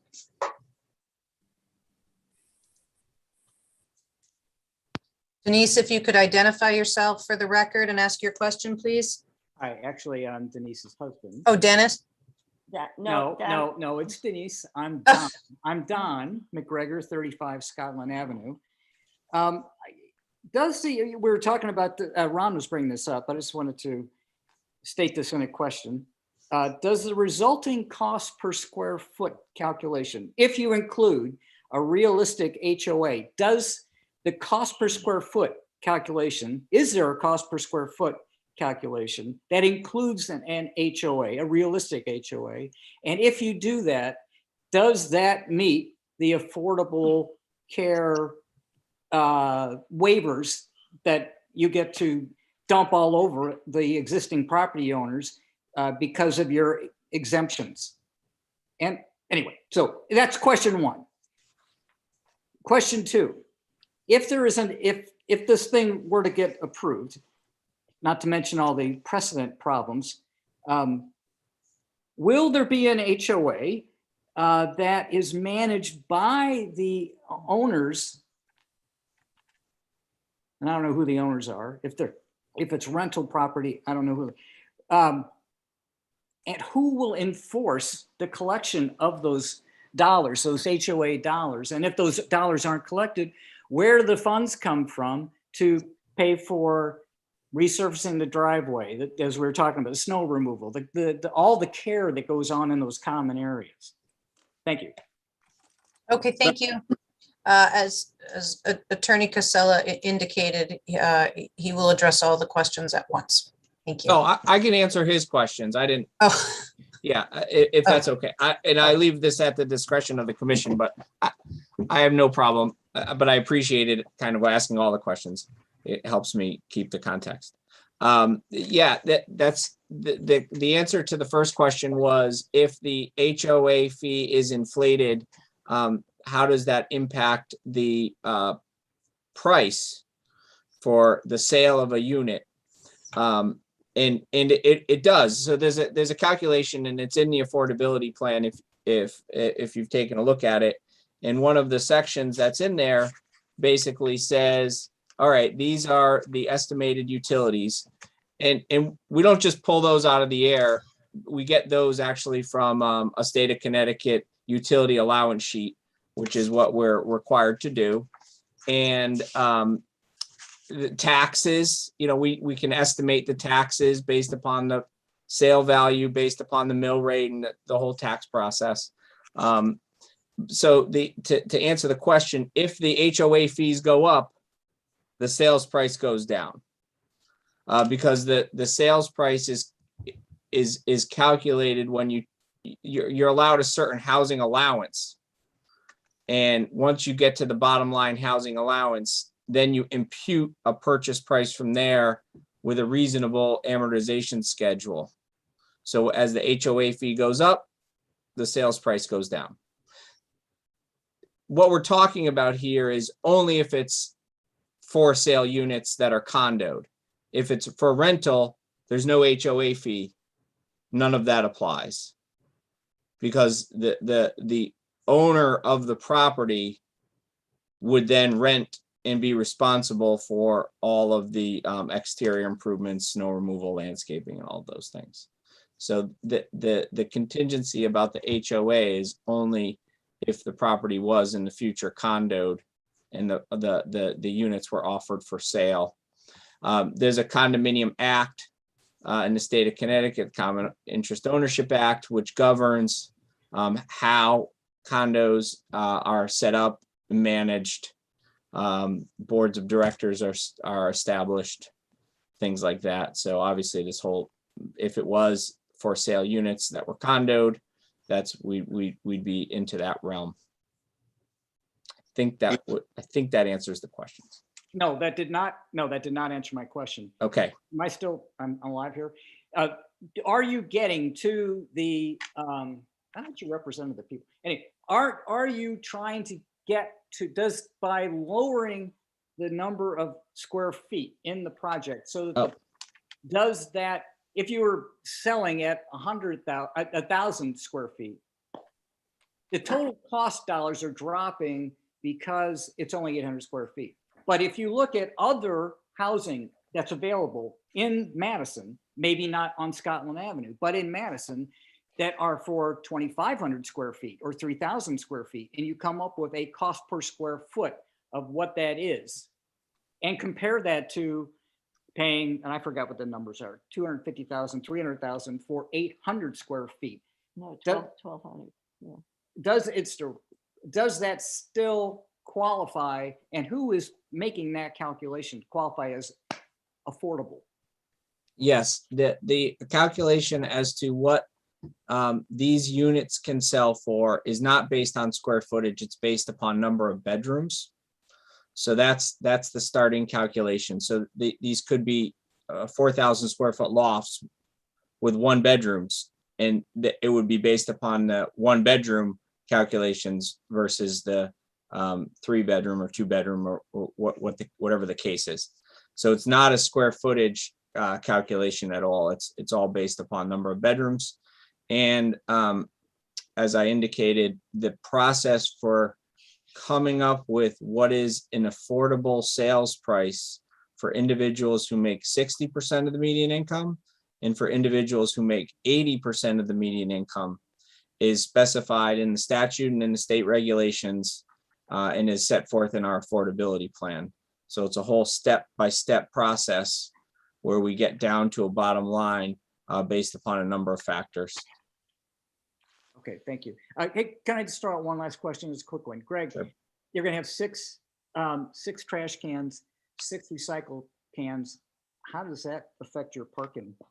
Is there space designated for those areas? I mean, I'm just talking about every day, not when they're all lined up on the street. Well, There's actually a common dumpster that's located on the east end of the parking lot, so there won't be 6 cans. Okay, and that's already plotted out in the grid? yeah, so we'll have to. Okay, thank you. Thank you. Very good. Catherine Hunter, you have a question? Yes, can you hear me? Yes, Yes, we if can. you could identify yourself, please. Catherine Hunter, 31 Scotland Avenue. Ron, I know you said this is just questions for the applicant. A question about that in and of itself. When, if ever, will the public have the opportunity to make comments on the role of the commission or the affordable housing application in general, and not just to ask a question? Well, I don't know what that means, the role of the commission. I think that's kind of been described by Attorney Casella and by Aaron, but particularly, why don't you try the question? Okay, And we'll a number see. of them. Thank you. I live on Scotland Avenue, 31 Scotland Avenue. I'm one of the, I believe, 50 petitions that were submitted to this commission in opposition to the plan. And because the public may be hearing me speak, I'd like to clarify for the record that I am not opposed to the mission of affordable housing in any way. And indeed, I don't think that any of the applicants are opposed to the affordable housing mission, which is to provide more diverse housing stock in this town. The opposition is entirely on the basis of density. And perhaps you're all used to this because you sit on the commission and Erin is used to this in her job. But to all of the rest of us, this seems like a grossly overreaching effort to develop a half acre of land. I'm not sure if most of the public listening to this even understands this is a half acre of land with that's terrific stuff. six standalone units. Excuse me, Catherine, this is a moment for questions. Do you have a question for the applicant? I We do. will have public comments for or against the application next, but just to follow commission's procedure, please. Yes, all right, well, let me ask that again. When can I have a comment? Next hearing. We have two may more not- individuals who have questions, and then we will. No, open it I to have public questions, comment. but I just wanted to be clear about when there will be an opportunity for comment. Let me take a shot at that. It will probably not be tonight. Okay. We have more information. I mean, it's only fair to the public that we have all the information from the applicant. There are other plans. There's Acre's feedback, so the time will come when we have a complete picture of what's being proposed, and then public comment, the feelings on the project will be not only solicited, they'll be requested. Okay, thank you. Then I will ask my questions. Please go. First, I have two questions. The first question for Mr. Casella. What was driving the density on this lot? Why 6 versus 4 versus 2? Why standalone units versus adjoining party walls? Could you explain what's driving this design? I'm not sure I'm the best person to answer that question. Perhaps Greg or the owners could chime in on the design. Greg Fettis Engineering. We looked at 8, 6, 4, 5, 7. We looked at all the various scenarios. We ended with 6 units. We ended with detached units because of my client's wish to have kind of, more of the single family home as opposed to party walls. A little bit of privacy, your own unit, complete own unit. There were several factors that kind of weighed in on it. And, at the end of the day, it's what works, what fits. Septic systems and stormwater management are driving what can be built here.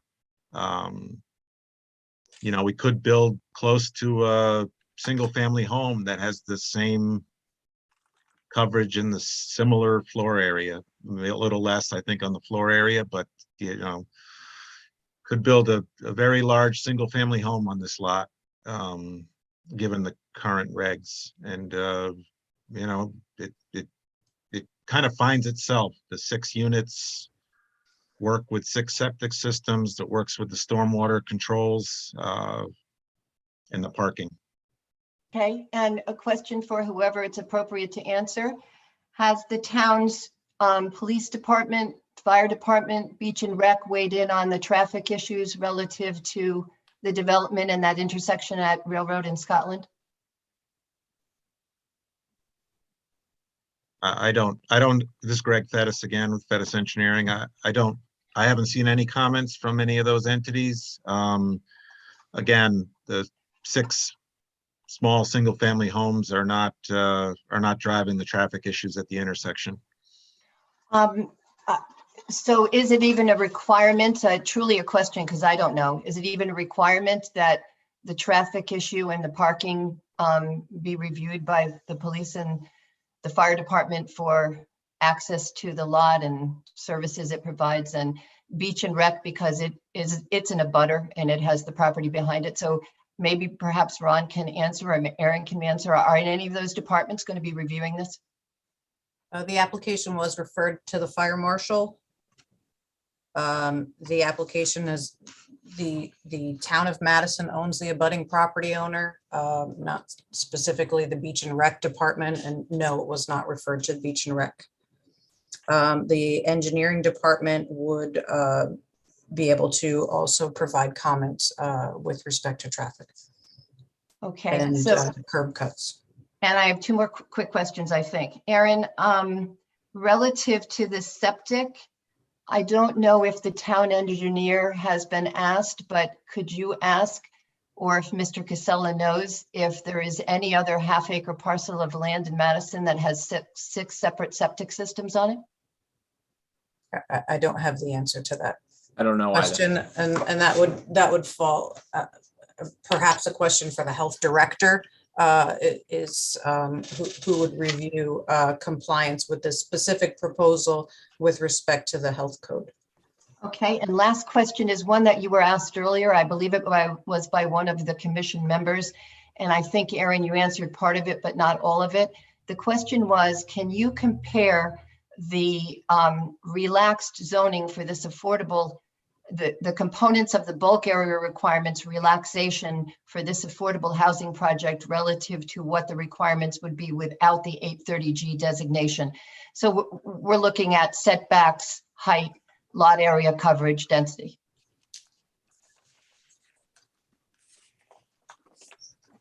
I believe the affordability plan specifies, Ed, you could specify what the zoning proposals are, and I can perhaps review detail the that zoning difference. data table if you'd like.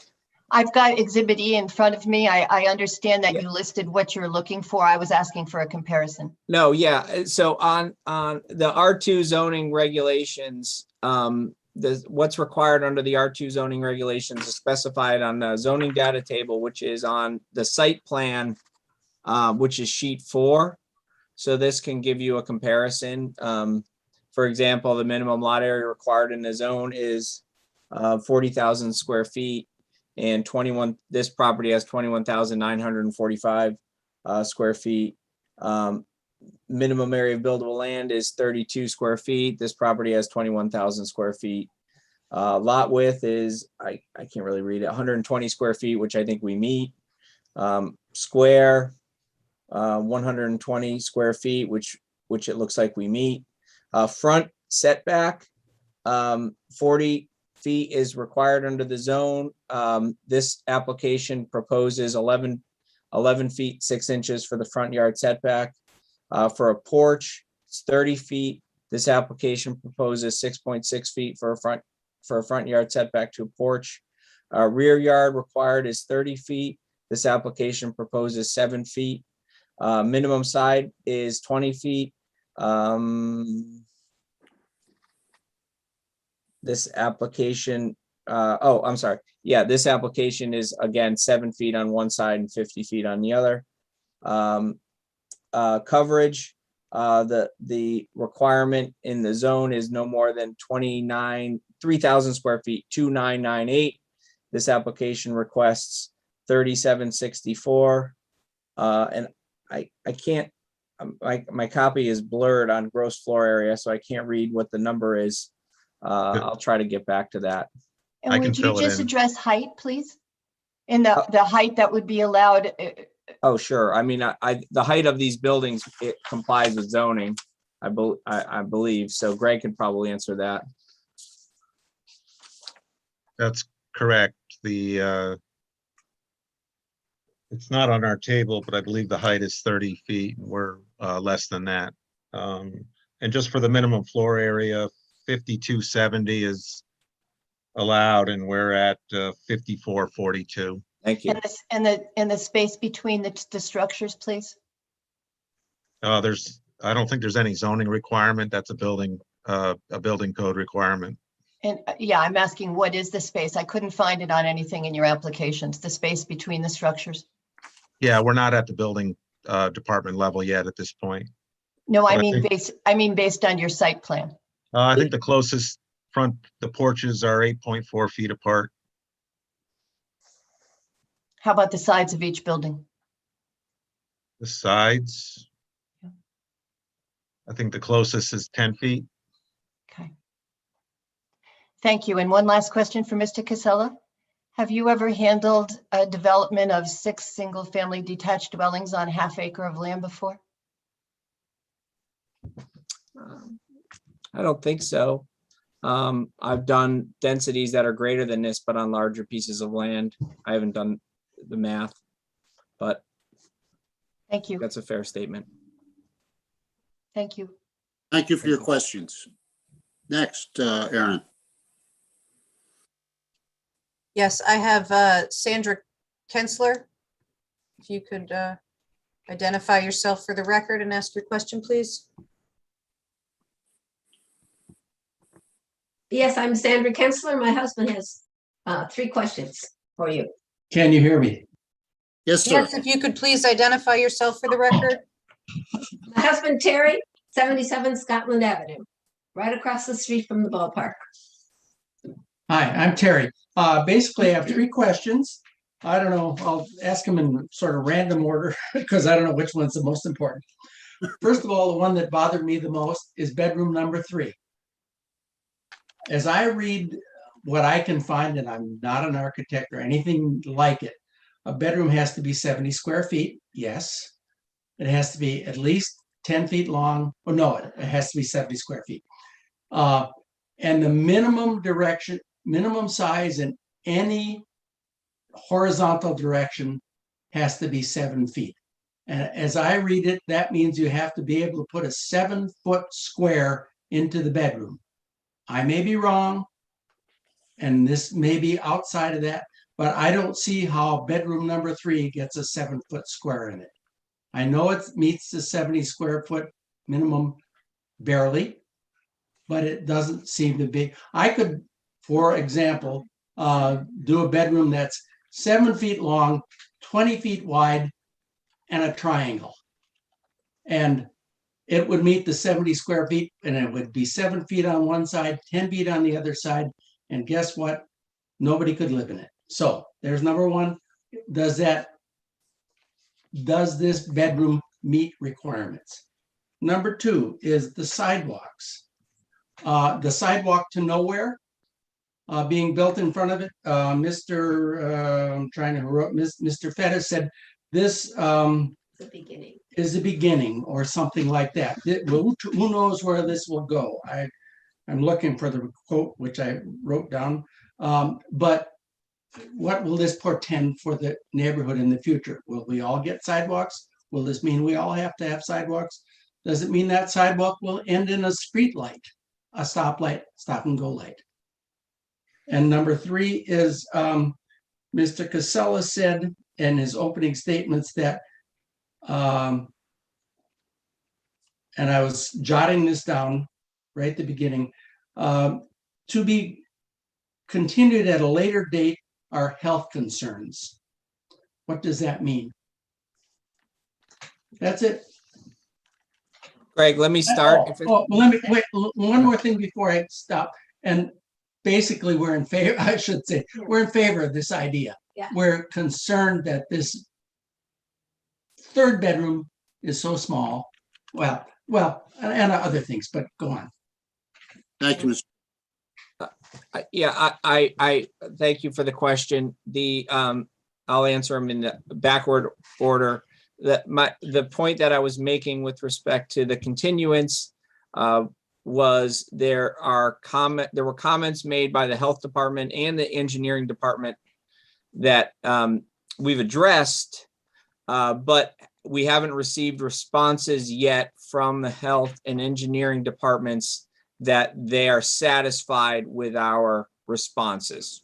So the point was, we knew going into tonight that this hearing was going to be continued as we await those responses and some of the other items that have come up tonight.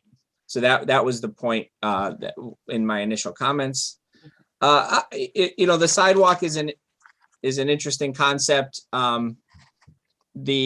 In a lot of towns, walkability has become an important thing. And when the a developer is going to pay to install a sidewalk that's seen as a benefit. So if the town comes up with a sidewalk plan at some point in the future and gets some money and decides to create a sidewalk down Scotland Avenue, one way or the other, then a portion of it will already have been done. So in our mind, that's a good thing because it encourages walkability, which is one of the aspects of this property that I know the owners like, is the proximity to the center. I will leave it to others to answer the question regarding the bedroom size. Okay. Greg Fettis with Fettis Engineering.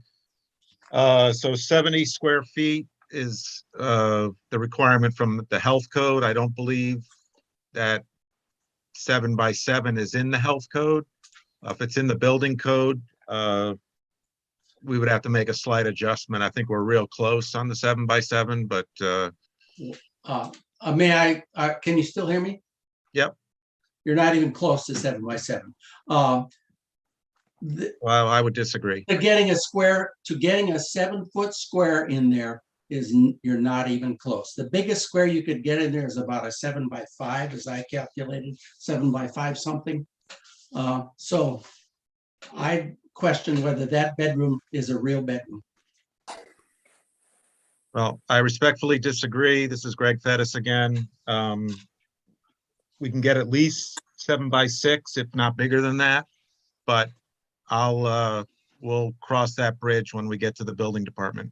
Oh, I don't think that's fair. You can get a 7.5 by 5 feet 11, but you can't get a 7 by 6 in it. Okay. Okay. Yeah. I think to clarify, this application was referred to the building official as well. And I think Greg or Ed could follow up with the building official to clarify the compliance of the Please do. floor plan. May I ask, does it need to comply with that? I think. I don't know what the special things happen because of this application. Can it get around a 7 by 7 square foot, 7 feet square? I think what you're referring to are the statutes vary the zoning regulations and not necessarily the building code. That's a separate process. Yeah, as I said, I'm not an expert. I only looked up what is I could find, and it doesn't. As far as confirmation that bedroom 3 is considered a bedroom for calculations of a 3-bedroom unit, I think that can be follow-up from the applicant. Also called a habitable space. Got it. Thank you, Mr. Kensler. Thank you. Next. Do we have many more people in line? I want to call a timeout at some point so we can determine as a group how much longer we want to go. I have a Lauren Frank. But I mean, do you know how many people are in queue to ask questions? Any feel? I have one additional person who has not asked a question yet. I do have another individual who has already asked a question with their hand raised. Right. Well, let's go through that. Lauren Frank. So it's just the two here. Lauren, if you could identify yourself. Oh, yes, Frank Macri, 68 Scotland Avenue. I'm just curious, as far as the septic systems, having 6 septic systems in such close proximity, if one were to fail, would it have any impact on the other systems? Because where would the sewage kind of find itself? Wouldn't it find itself in another person's septic area? And if that's the case, then who would be responsible for having to take care of such a problem? Like, for example, if let's say my septic system failed and it contaminated my neighbor's septic system, and then they had to have it repaired, would I be responsible, being, on affordable living here, would I be responsible having to fix my own septic system? Would be yes. But what about the one that I contaminated? Would I be responsible for having to fix that, or would the homeowner that owned that septic system be responsible? Because that that wouldn't be fair to them, saying that I caused the problem. Are you, Mr. Mack, you're talking about of the neighbor being one of the neighboring septic tanks? Because you have these 6 systems that are very close I'm to not- each other. And I don't think that's a good idea, but I'm just curious. If Can I, that- health, that's the health code and so forth, but, and I'm not, maybe shouldn't be answering your question, but I think in a condominium mode, if it goes in that direction, then it's the homeowners association, not the individual who will be responsible for making the repair to whether it be one or all 6. And if it was an apartment situation, then the property owner, the landlord, so to speak, would be responsible for all of them. Is that an accurate answer, Mr. Casella, Attorney Casella? It is. I understand your concern and the question, but one of the few things I thought I might have an answer to, so I thought I'd pop in with it. But is that accurate? Yes.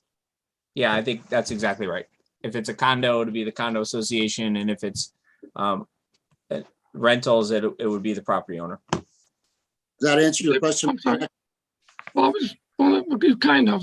I'm just curious, who would be responsible though? Like if let's say, my septic system failed and I contaminated my neighbors, would I be responsible for paying for the damages caused to his septic system? So are you talking about your septic on another property, or these I'm not septics? talking about this property. I mean, I think having 6 septic systems in such close proximity is kind of a dangerous situation. And I think I just want to know if, let's say, I lived in one of these condos and my septic system failed and it contaminated someone else's septic system, would I be responsible for having to take care of that other person's septic system as well as my own? Well, Or they're all would going that- to be owned. They're all going to be owned in common, one way or the other. So who's there's responsible for the damages? yeah. Would I be it's- responsible for the damages of my neighbor?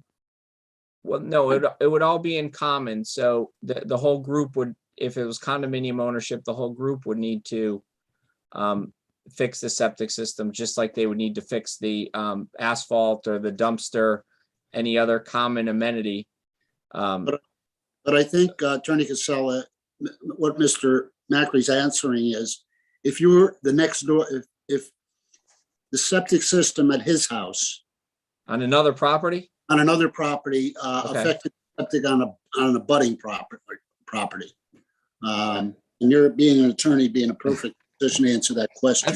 Well, I think Greg, I mean, I guess that would be a difficult thing to prove from a liability standpoint, that a failed septic system would impact another septic system, which is presumably at least 25 to 50 feet away because it's on another property. But these septic systems are all adjacent to the ball field. So I'm not sure these are going to be impacting anybody else's property. But maybe Greg can explain, if one of these systems fails, what happens?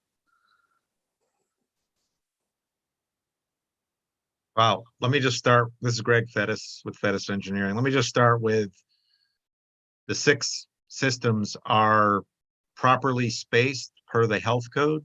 So the center to center spacing on each of these does meet or exceed the health code requirements. So yes, there are 6. Are they in close proximity? Not per the health code. They are in the proper spacing. So, and again, the soils here are some of the best soils around.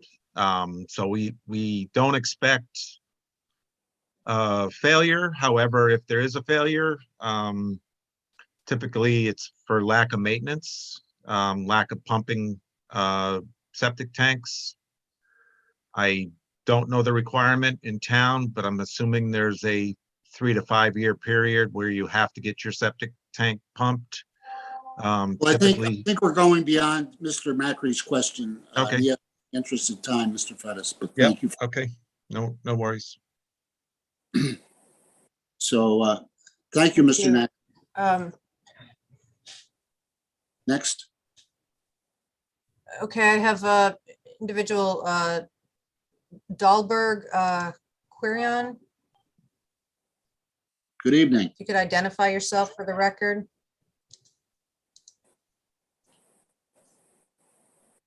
Possibly Hello? on mute. Can you hear me now? Yes, Yes. Perfect. I'm Sue Dahlberg. I'm at 87 Scotland Avenue, kind of across the street from this property. I'm kind of hard pressed to understand how those 6 septic systems and leaching fields kind of meet code. I had to have my system replaced this past summer. I'm on a ½ acre of property. I have a 3-bedroom home, and my tank and leaching field basically go from the back of my house to the back of my property. Mhm. So if that's one tank that meets the health code, I don't understand how 6 of them can go into that small space. That's, And no, go ahead. then additionally, I know everyone's thrown extra questions in, but I also wanted to say I didn't also hear anything mentioned about there being washer and dryers available in these units.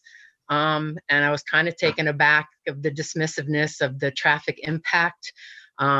Yes, they are not causing an issue now, but we already have an issue, and having that additional cars is going to impact it additionally in a negative way.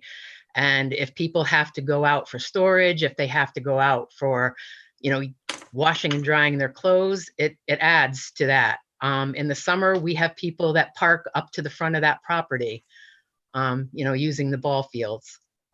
Right. Well, those are good questions. Let me first ask though, as far as the septic goes, number one is that isn't within the Planning and Zoning Commission's domain or purview. We have no authority, if you will, over it. We also don't have the expertise to really answer that question in-house. I would, however, encourage you to possibly contact the health department, who does have jurisdiction, but also has the expertise to explain why these comply or what the issues may be. So with that, I would look to the applicant to address the other 2 parts of the other 2 questions that you had. But we really can't give you an answer ourselves about septic. We're not experts about it, and we don't have the authority over it. There are washers and dryers in the units. I know that was one of the questions. And, I think our statement regarding the amount of people coming in and out of this property is, I'm not sure we need to say anything more at this point in time. No, I will say, if you look at the plans, Ms. Dahlberg, there's a 2.2 foot 8-inch opening for a washer and dryer. So it would have to be one of those up and over compact ones. Stackable. It's stackable, yeah. So hope you don't have a lot of diapers to do. Any other questions? I have 3 individuals who have already asked questions, Mr. Chairman, looking to ask additional questions Okay. this time. Well, let me do this, or ask the commission before I proceed with them. How does 9:30 sound? We can go till 9:30 on this application and then move on to our other business, because again, we're not going to get this done tonight. Does that make sense to everybody? Another 15 minutes? Yes. In agreement? Yes. Okay. So let's proceed with the repeat questions, or the second time. Okay. I have another individual also who just Okay. raised their hand. We will go to Lynn 25. Taylor. Oh, sorry. Do you have a question? Yes, Could actually, I identify had raised my yourself? hand. Can you hear me? Yes, we- if you could Yeah. identify yourself for the record. Yes, my name is Lynn Taylor. I live at 83 Scotland Avenue. I live in a 900 square foot house on a lot that is 150 by 70. But that being said, back to the septic. What size septic tanks are going to be used? Well, how many gallons?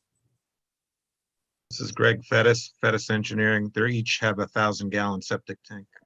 Excellent, thank you. And will the spots be marked on the driveway for each unit? Or is it catch as catch can? Oh, we didn't just, this is Greg Fettis again. We didn't discuss marking spots, but that's something we can address. We'll have an answer for next meeting. Okay. And lastly, has there been a written report generated regarding the impact of the traffic during the height of the season, which are the summer months? Clearly not so much now because there's not a lot of activity over at the ball field. But in during the season, it gets pretty busy around here. So has there been any kind of analysis or in a report provided yet? It's Greg Fettis with Fettis Engineering. In our professional opinion, yes, there's traffic issues generated by the use of the ball fields on Scotland, as probably well as a cut through from downtown to the highway. In our professional opinion, again, our 6-unit development will not increase or make worse the situation that's currently there.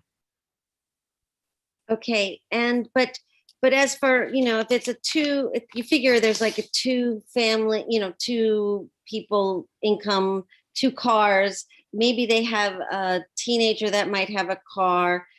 Is there going to be any kind of limitation on the number of vehicles? And then they might have visitors, right? The holidays, so there will be more traffic, but also parking on the road in front of that new sidewalk, I suppose, of yours. Again, Greg Fettis Engineering, the two spaces per unit meets the regs, meets the state regs. Yes, at different times, there's going to be a need for additional parking. There is available street parking on, at least I think, on the east side of Scotland. I noticed signs on the other side, as well as I'm sure people in the off season, holidays and so forth, where the ball fields aren't being used, they're public. They're open to the public. People would park there. Okay, thank you. Thank you for your questions. Next, Aaron. Denise McGregor. Hello again. Denise McGregor, 35 Scotland Avenue. I was looking through some of the general zoning requirements, and it said, if I read this correctly, if a unit is farther than 100 feet from the street, which I'm guessing the farther away units would be, the driveway has to be at least 15 feet wide for an ambulance. So would the drivable portion be that wide? Greg Fettis with Fettis Engineering. Yes, the driveway is 20 feet wide for the entire length of the drive. Okay. So I understand now how you could get around the zoning density issue because of the market value incentive.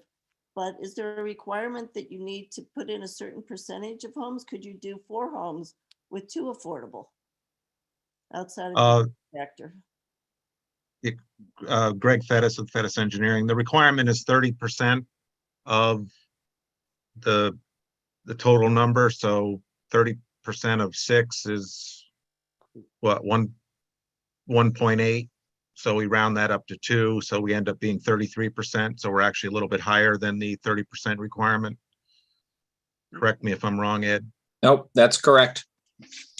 Okay, and if a property were owned, and I know it's supposed to be fair market housing for 40 years, who controls when somebody wants to resell it, that it stays within that range of staying within the fair market value of reduced income? There are deed restrictions that get imposed on the property at the time of the, if the Planning and Zoning Commission approves it, there would be documentation on the land records that states that this is affordable, and if the units are sold, you need to abide by the provisions of affordability set forth. Okay, very good. Yeah, Attorney Casella, this is Don McGregor. Not to harp on this value thing again, is it the state that determines the whether it's affordable, meets the affordable requirements? Could you ask that again? Yeah, is it? Could you speak up, please? Yeah, I need to open the microphone. Sorry, is it the state who determines whether the affordable number is being reached? Are you talking about the 10% threshold? No, I'm just I'm back to this value business.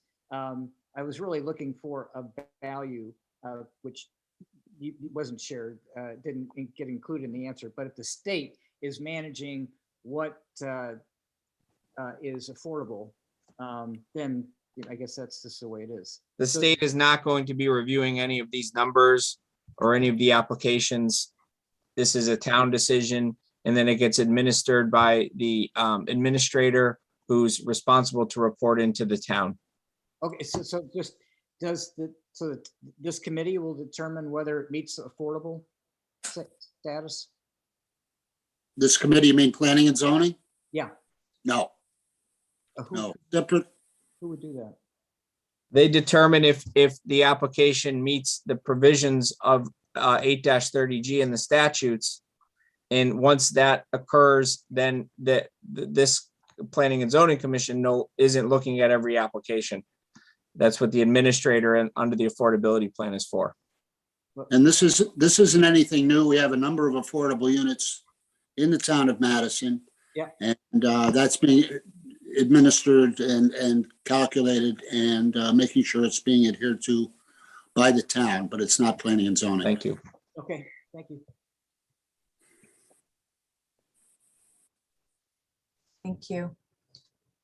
Catherine Hunter, you have another question? Yes, I have two, and I think they may be yes and no answers. So here I go. The first one, has this commission seen a 3D model to scale of this development? I ask because, you know, squares on paper look a whole lot different than, let's say, the general's residence. I can answer that question by saying no. And everything that's been submitted is in the public domain. So what you see is what we see. So for example, I can see all the application materials, but in terms of 30-foot structures side by side, do you think it's important that the commission be able to see that visually?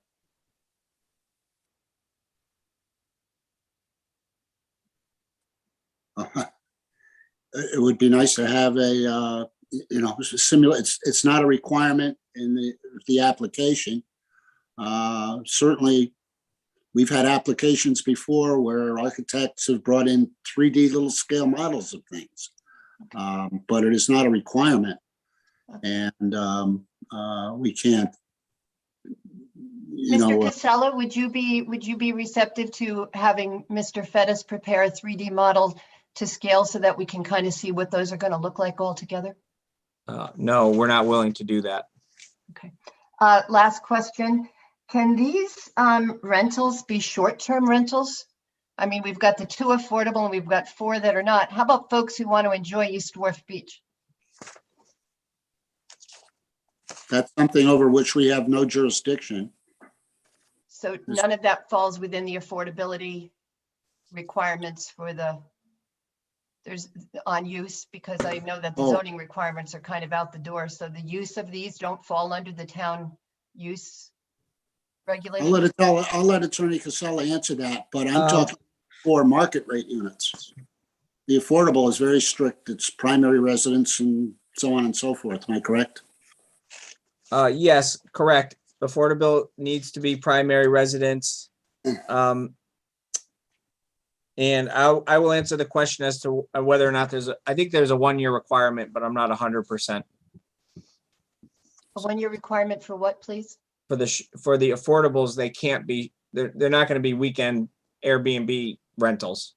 That's because the people who live there need to meet the affordability criteria, need to qualify and need to be vetted. But that's only for 1 year? After that, then. No, I'm saying, I think that there may be a 1-year minimum for the lease period. And they need to renew the lease on an annual basis. No short-term rentals on the affordables. And no controls on the 4 non-affordables. No controls on the 4 non-affordables. Thank you. Thank you. Okay, lastly, of Lauren and Frank again with the question. Okay, and we'll take this as our last question this evening, okay? Right, you know what they say about opinions, right? I'm just curious, if it's simple, yes or no. Have any of the panelists or the host ever driven down Scotland Avenue during a baseball game in the summer? Has any of you ever driven down Scotland Avenue to know what it really is like, instead of having a professional opinion? Just yes or no. And if the answer is yes, then you understand our frustration with the amount of traffic that we currently have to deal with. And if the answer is no, then I would love it for you if you can hold this off until the summer and just come out. You could sit in front of my house and see how much traffic is generated. I mean, currently that baseball field cannot support the amount of cars that there's 2 fields there, first off. And believe me, I love baseball. You know, when I was a little kid, I was an all-star and all that. So I'm not saying, I have anything against the, kids playing baseball. I really encourage it and I love it. But the fact of the matter is that parking lot, the JC Field parking lot, is absolutely inadequate for, to maintain the number of people that come and watch the games. And you guys are going to want to put in another 12 parking spaces with additional cars. And I'm telling you right now, you're going to create a huge hazard by doing that. I really, really think that. And I hope you give that a really, hard look, because, my house is 68 Scotland Avenue. You can drive by it. When I built my house 7 years ago, I had to put a turnaround because it's dangerous to try to back into our road. And I guarantee you, if we ever put a police officer down here and had him check how many cars go by like 50, 60 miles an hour, I guarantee you the numbers are going to be astronomical, because like I think Greg said it, it's a cut through and it's a straightaway, and there's a lot of people that are flying down this road. And if you're going to have cars parked along the baseball field, and somebody like 6 parking lots pulling out of that one, which should be really a 1-family home there, I'm just telling you, it's a recipe for disaster. And I'm like Catherine, I'm all for affordable living. And I grew up in Meriden, in a slummy area, so I appreciate anybody trying to have a better life. But I'm just telling you, you really need to look at this. Thank you for your question, which turned into a comment. We appreciate it. Is that it for questions for the moment? That is. Okay. So briefly, are there any pressing questions any of the members of the commission have? Okay. What I will say, it kind of got lost earlier. We don't have comments from Acre, and although they met a couple of weeks back. And the reason is that Acre considers this an open matter. They are expecting the applicant to come back. So some of the questions that were asked by Acre or feelings they have about things haven't been documented yet, but they will be certainly by the time the applicant comes back before them. And we'll get a full, as we usually do, normal report from them to advise us. So do you have anything that you want to add, Attorney Casella, or any of your panelists before we? No, thank you all very much for your attention. We received some feedback tonight that I'm sure we'll take a look at in addressing for you and for the folks in the public, but we don't have anything further for this evening. Okay. Anybody wish to make a motion? to close this session and continue the public hearing? Ron, I'll move that we close the public hearing. Thank you. John. It would be a continuation Not of the close. public hearing No, continue. to the Suspend. December Okay, very good. 16th meeting. Yeah. Move that we continue the public hearing till the next meeting. Thank you. I'll second. Any discussion? All in favor, signify by saying aye. Aye. Thank you, panelists, and thank you, members of the public. I assure you next time we'll have an opportunity for more questions, but beyond that, also to get your opinions on the project itself. So, thank you, and have a good evening. Thank you. Thank you. Thank you. I think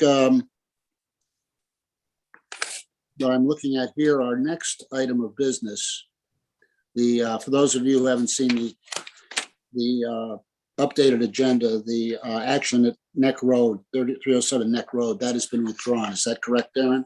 That application has been withdrawn, yes. Okay. And the one thing we have left to accomplish tonight, as I see it, is we have 3 824 referrals from the town of Madison. I think it's probably best, in fact, we have to address individually. And we all know, I believe, what an 824 review is. We just went through one a couple of weeks ago. So with that, I believe we have, is it Bill McMinn from the town? Bill is available. Should the commission have any questions specifically to the proposals, I can Okay. share the letter from the Board of the First Select Woman. I just need to make it a little bigger here. Sorry about this.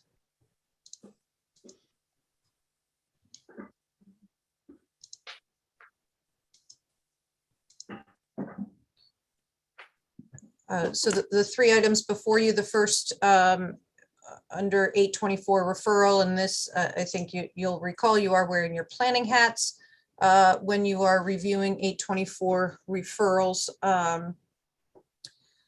The first item is the acquisition of what's considered Jansen property located on Mungertown Road with parcel ID 56-1, which is 14.2 acres. For the construction of a new K-5 elementary school. The second request is to substantially improve the former academy school located at 4 School Street, parcel ID 38-138, into a community center and municipal offices as detailed in the Academy School Community Center proposal. And number 3 is close Jeffrey Elementary School on Cops Road, construct a new K-5 elementary school on Mungertown Road, parcel ID 56-1, close Ryerson Elementary School on Durham Road, and substantially improve Brown Middle School for conversion to a K-5 elementary school, substantially improve Polson Middle School for grades 6 through 8 as detailed in the Madison Public Schools Renewal Plan. Just to, as many of you have read through the renewal plan, incorporating the K-5 and the preschool, I believe this does, and Bill, you can confirm this. I think this also includes the closure of the town campus preschool building as well.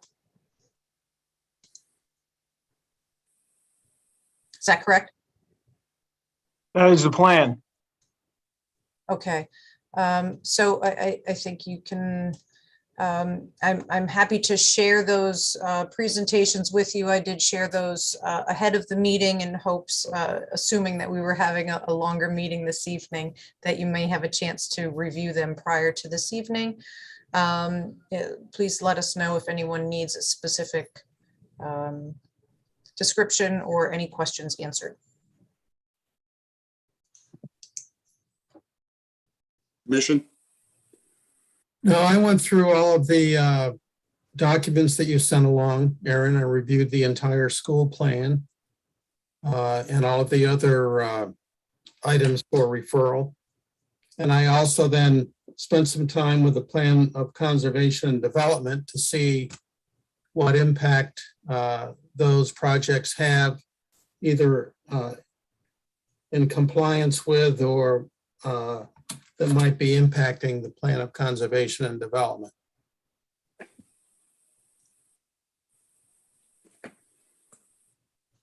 And did you draw any conclusions?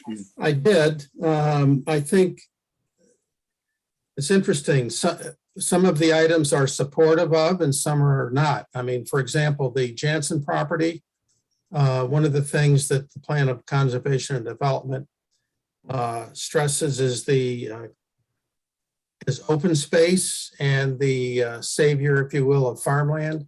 This clearly does not do that. The other thing had to do with Academy School. One of the things that the plan calls for is the expansion or improvement, if you will, of housing in the downtown area, and having this a community center certainly takes away from that. The plan also does address facilities and maintaining and preserving historic structures. So in some respect, the work with the Academy plan does support some of that. So, you know, it's not clear cut one way or the other, but there are certainly differences, divergences from the plan of conservation development with both of these referrals. Thank you, Jim. Anyone else?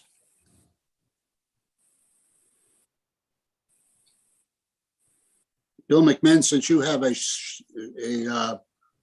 tie on it this night, what is wrong with you, sir? Do you have any comment on what Jim just said or observed? So it's been a while. Bill McMinn, for the record, I'm the Director of Facilities for the town of Madison Public Schools. It's been some time since I've been involved in the planning and zoning. I appreciate your time and you letting me speak. Historically, I remember in the plan of conservation and development, the acquisition of adjacent land to existing land that the town owned for future development or development of properties. I thought that was in our plan of conservation and development, and I thought that was in keeping with what we were doing relative to the acquisition of the Jansen piece. I've been involved in quite a few parcels that the towns acquired over the years. Absolutely great idea to keep farmland, but you know, school needs to expand. We're growing, we're changing. I just, you know, this parcel would fit in good with the development of schools relative to that campus. We have a big campus there. Just makes practical sense to keep our facilities and our operations together for multiple reasons. So I think it's a good plan for the town. I think it's in keeping with the plan that I understand, but I know there's always differences of opinion and I respect that, but I'm happy to discuss in general or specifically about all this stuff. I've been involved with the planning and studying of this town facilities and the schools for many years. So I won't bore you with details, but I'm happy to take questions. Ron, you're muted.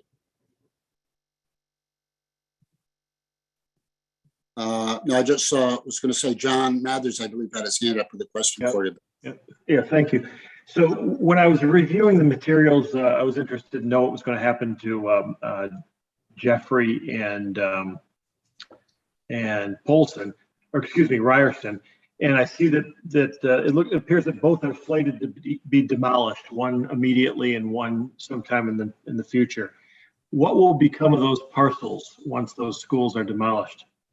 So for clarification, as the plan stays now, we've had plans for demolishing both, but the plan right now as it sits is to take down Ryerson School and just make it open space. No specific plan other than to take it down and, you know, plant some grass. With Jeffrey School, there's no specific plan to take it down at this point. The plan would be to turn it back over to the town for any facilities needs that they may have. There's no specific plan to tear that down at this time. Okay. Is it safe to assume that the parcel where Jeffrey once stood is not suitable for developing a new school? Is that why So the short answer is correct. And a more detailed plan is that we have looked at, multiple scenarios. I think 50's been thrown out there before, and I was involved in all of those reviews. And at the time, we did look at developing Jeffrey, renovating Jeffrey, total renovation and restoration, basically put it like new. And the site is not big enough. We looked at that. We also looked at Island Avenue too. That was one, that we gave some strong consideration. But, you need, in today's world, you need the parent pickup. The buses need to be in a separate queue. And just the size of the parcel wouldn't really fit with a pre-K 5 program for half the school, half the town. It won't work there. Not well. Thank you, Bill. Thank you. Is that a question, John? Yes, thank you. Anybody else? I don't see any. I think you Joel. realize. Oh, did I see Joel? Yeah.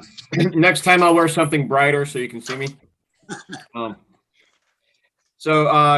couple questions, Bill. So the acquisition of the Jansen property, I get where you tie that into the plan of conservation and development, but when the town acquired the Jansen property and it becomes immediately adjacent to the property that the high school is on now, that area is bifurcated by the Neck River. So as we look at a construction project on the Jansen property, how is that site going to be laid out, and are we going to leave enough buffer between where the building is and where the Neck River is? So just for clarification, that parcel that we're looking at buying was one big piece. They sold us off the bigger part when we built the high school. So it was one continuous piece. Very familiar with the crossing. It's a significant wetlands crossing plus the Neck River between the high school now and this open field that we're developing. So there's going to be the schematic plans or the test fits have the school and the parking and the bus queues and all the stuff on the side of the property that's elevated, not down by the marsh or in the wetlands area. So there's a significant area. The preliminary plan was to try to be outside the 100-foot buffer for the wetlands regulatory areas, just to stay away from the wetlands as far as possible. So in short, I think I'm saying that the plan is not to build up against the wetlands or the Neck River. Okay. And is the plan to have the primary entry and exit for that? I guess the only place you can have it is off Mungertown. So then I guess actually my question really is there a plan to widen Mungertown to accommodate the traffic there? Because Mungertown's not necessarily the best trafficked road in town. So the short answer is we're doing a traffic study for the development of the property. We've done a test fit to show how it fits on the property, but we have not analyzed what kind of improvements we have to do on Mungertown, but we will. And when we come back to the P&Z, if it does get approved by the town at referendum and it does move forward, we'll come back to the P&Z with a very detailed plan with any improvements that we need to do on the road. Looking at multiple improvements, connecting Green Hill campus to this campus, through the road systems as well, bringing some infrastructure, some utilities. So we're looking into all those things, and we will have a detailed plan to show you. But at this point, I don't have any specific answer for you. Yeah. Thanks, Bill. Thank you, Joel. Good question. Anyone else? Okay, and Bill, you're not involved with Academy, right? Well, I am. I have been involved, I would say, for the last year. Peggy Lyons, our first select woman, asked me to be involved in that with the other departments, Beach and Rec, Youth and Family Services, the Fire Marshal. I think he was involved. So there's quite a few of us that have been involved in that. So the answer is I have been involved. Anything you can add to what Jim's, Madison's observation was with the POCD? With the relative to the housing, yeah. So I know when I was involved in closing the school when we closed it down, and I know that the studies that we've done in the past, I think those are the two things that came up: either a community center owned by the town and developed by the town, or housing. Those were the two that seemed to me came up to the top of the list. And it's speculation at this point that the public seem to want the community use most. So I can't speak other than what I understand from hearing these public meetings and having been involved in some of these, long-term studies that we've done. That if we did look at some years back about doing residential development. And it was my understanding it didn't go very well in the public eye, and there was a lot of people against it. And we decided not to move forward. So I know that was an avenue we did some years back, and it didn't seem like it was well received. Thank you. Yeah, it's it's been a football to kick around for the past 15 years or so. There's no question about it. And it is a referendum question that we'll find out. What is that, February? February 15th is my understanding is what we're targeting for the referendum. So and no matter what's done with any of these three items, for that matter, the public will ultimately make the decision as to what we do or don't do with acquiring those properties or selling them or whatever we intend to do. So I would just argue, Ron, with Bill a little bit, that I don't believe it was an overwhelming view that it should be a community center. I think the way that vote came down, it was close.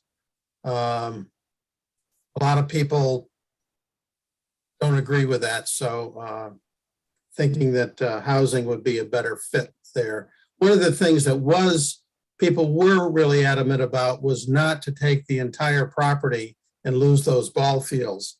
Yeah. And, I know the other plans that came in for development, which would have put that property on the tax rolls, saved the fields and preserved the original part of the building as well.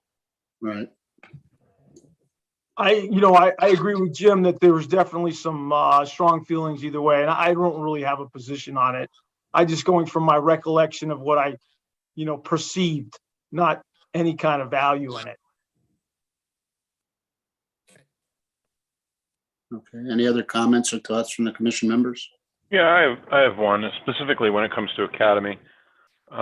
It seems like that was an extremely charged, spirited debate among many residents in town, and primarily it seemed that the overwhelming driving factor was the potential of losing the nostalgia of Academy School as it sits now. That may not be the most politically correct statement to make in a public forum, but I really don't care. There's no denying that.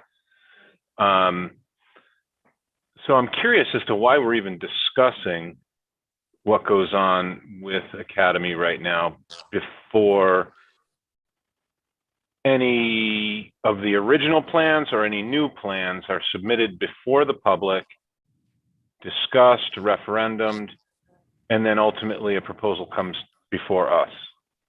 I guess I'm not understanding the process that we're going through right now with respect to that. I can answer that for you. I was going to say, I was going to Aaron to maybe explain exactly what an 824 referral is intended to do and what it's for. Okay. Sure. So Connecticut General Statute, Section 8-24 makes the requirement that certain municipal improvements must be reviewed by the Planning and Zoning Commission. And those include number one, locate, accept, abandon, widen, narrow, or extend any street, bridge, parkway, or other public way. Or two, locate, relocate, substantially improve, acquire land for, abandon, sell, or lease any airport, park, playground, school, or other municipally owned property or public building. Number three, locate or extend any public housing development, redevelopment, or urban renewal project. Or four, locate or extend public utilities and terminals for water, sewerage, light, power, transit, and other purposes. So the referral is not required for maintenance or repair of existing buildings, property, or public ways, including but not limited to resurfacing of roads. So the fact that it's a substantial improvement of a municipal building is what triggers the requirement for the commission to review this under the statute. Thank you. Sure. Ron, I have a comment about it. I don't know if it's I guess if Joe's going to make inappropriate comments, I can too. The way I look at this community center, it was a very popular, it was a popular avenue. And I think because the residential plans, the few options that we had were not really, I don't think they were well done, and I don't think they were well received. And I think people were looking for an alternative, and a community center sounded great. But I'm not sure if the public has taken into consideration that after the $15 million investment in the community center, there's a cost to maintaining and operating a community center that will go on into the future.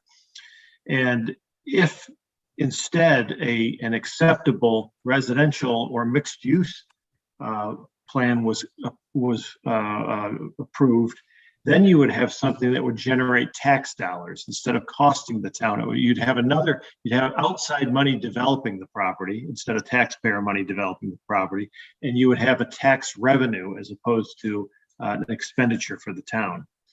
And in my opinion, I don't know why we need another community center in Madison. We've got a beautiful new library. We've got a senior center. What is the purpose of the community center? That's my current feeling, but I may not know all I need to know. Well, I think at this stage, it's a good point, John, and I think there's an awful lot that is unknown. And at the time the community center idea was floated, conceptually great, but the devil's in the details. But that isn't what we're here to do. It's just a referral as required by statute, that there is really nothing, consistent with the POCD, granted, but it's just a check and balance on the thing to move it forward. It is not our endorsement of the community center or the building of the school on the Jansen property or even the Jeffrey Ryerson project. It's just that the process is being followed, and for what it is, it meets that bar. So is it only that we review it and that's it? Just say, okay, planning and zoning has looked at it and that's it? Well, the commission has 35 days to respond to a referral, or the referral is taken as an approval. So the report of the commission is advisory. If there's a disapproval, the reasons should be recorded and transmitted to the Board of Selectmen. And disapproval may be overridden by a majority of the town meeting or 2/3 of the legislative body, essentially. Or 2/3 of the legislative body? BOS. Yeah, Board of Selectmen. Right. But it's either or, it doesn't have to be town meeting. It can be the Board of Selectmen can. That's my understanding of that legally. I would have to, should it end up in that way, I would have town council involved in making sure we take the appropriate actions. Ron, would it be okay for me to make a comment? Why, certainly. Yeah, so I think, well, we certainly have opinions about how Academy and all. I do think that this referral makes sense for the town. I think certainly acquisition of the Jansen property makes sense.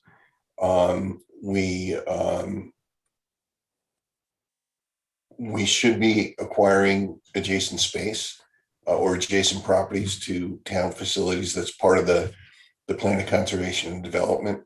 And in fact, what's going to happen, or at least with Ryerson, is when that closes down, more open space is going to be added. If that same thing happens at Jeffrey, you have offsetting open space based on the size of those two parcels. I think with respect to Academy, something's got to happen there. That building's been closed for almost 20 years, and it's probably rat infested. It's falling apart, and I think something needs to happen. And I don't think the commission should stand in the way from the public being able to vote on that finally, after I don't know how many studies that we've had. It has never gotten to a vote of the town. And so I think we need to take the position that the town ought to have a say, and we shouldn't be in the way of that. Thank you, Tom. Any other comments?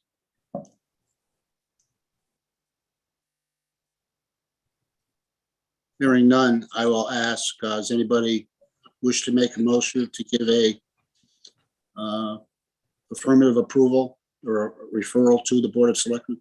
I would, I'd make that recommendation. I think we have a little legality here, though, Tom. Okay. Aaron So give me advised. the language.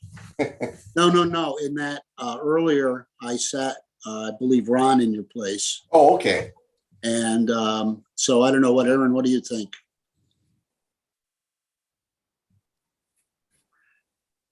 So for the meeting, that's a very good question. I'll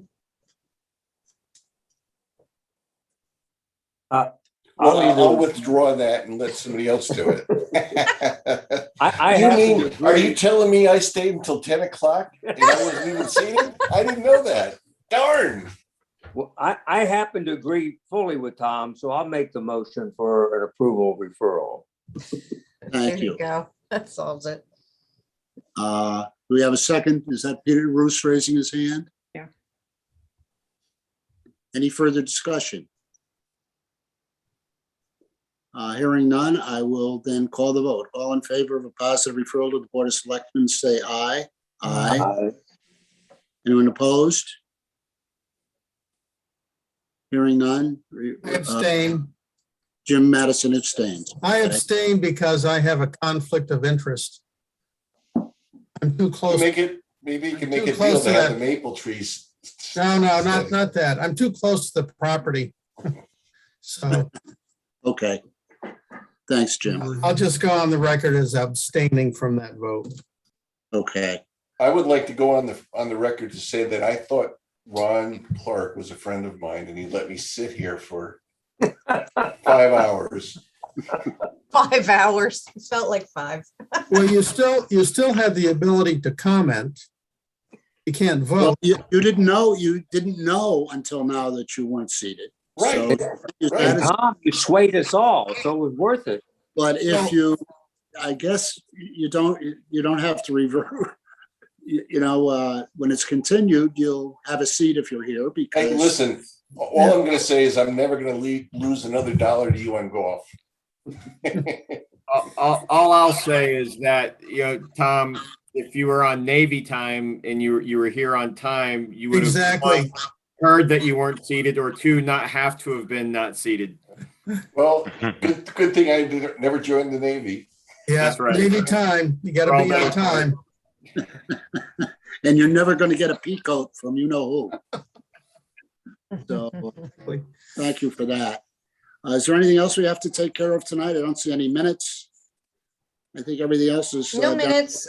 We do have 2 new applications that we received. One is a special exception modification for Marina Landing, which will be scheduled. It is being referred to Deep, so the public hearing will be scheduled for January 20th, 22. And we have a new subdivision application that also is pending inland wetlands. So action will be delayed till we receive that report for wetlands. Other than Okay. that, I just had one thing to add up further on the agenda, application 2124, 73 Wall Street. I think I had mentioned, this is where the individual wants to, a special exception permit for the change of a commercial building to a 2-family dwelling. What I would like to do between now and the 6th of January is get input from the Economic Development Commission on that, to guide us possibly. That's the old, if I'm correct, where Paul Errett, the jeweler's off. I business. believe so, yes. There is a septic challenge, I believe, that they're exploring at this point to see if it's feasible. Okay, To have that conversion. but as we try and But more I'm business happy to refer that. up Wall Street, and so I'd appreciate, I think it would be helpful to have their thoughts on the matter prior to our hearing the application. That makes sense to I'm me? assuming the rest of the commission is in agreement. Yes. Okay. And with that, I really don't have anything else to say. For those of you who may have been a little late, I hope that Carol Snow gets well soon. She's recovering from a bicycle accident, and I hope it's going okay. In fact, I hope she was well enough to watch the meeting tonight. If so, hi, Carol, get well soon. You have any other comments you want to make, Aaron? No, thank you. Thank you all for your time this evening. I will defer to Tom Berlin to make the motion to adjourn that. So he gets to do something. He's for muted. I'm sorry, I'm not seated. I can't say anything. But I'll raise both hands. Okay, I'll consider that a motion.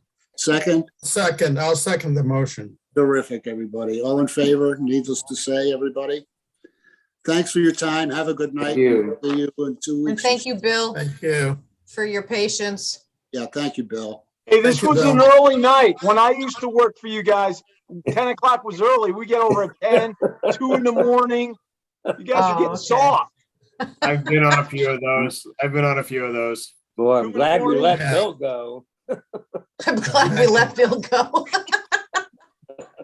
Good night, everyone. Good night. Good night.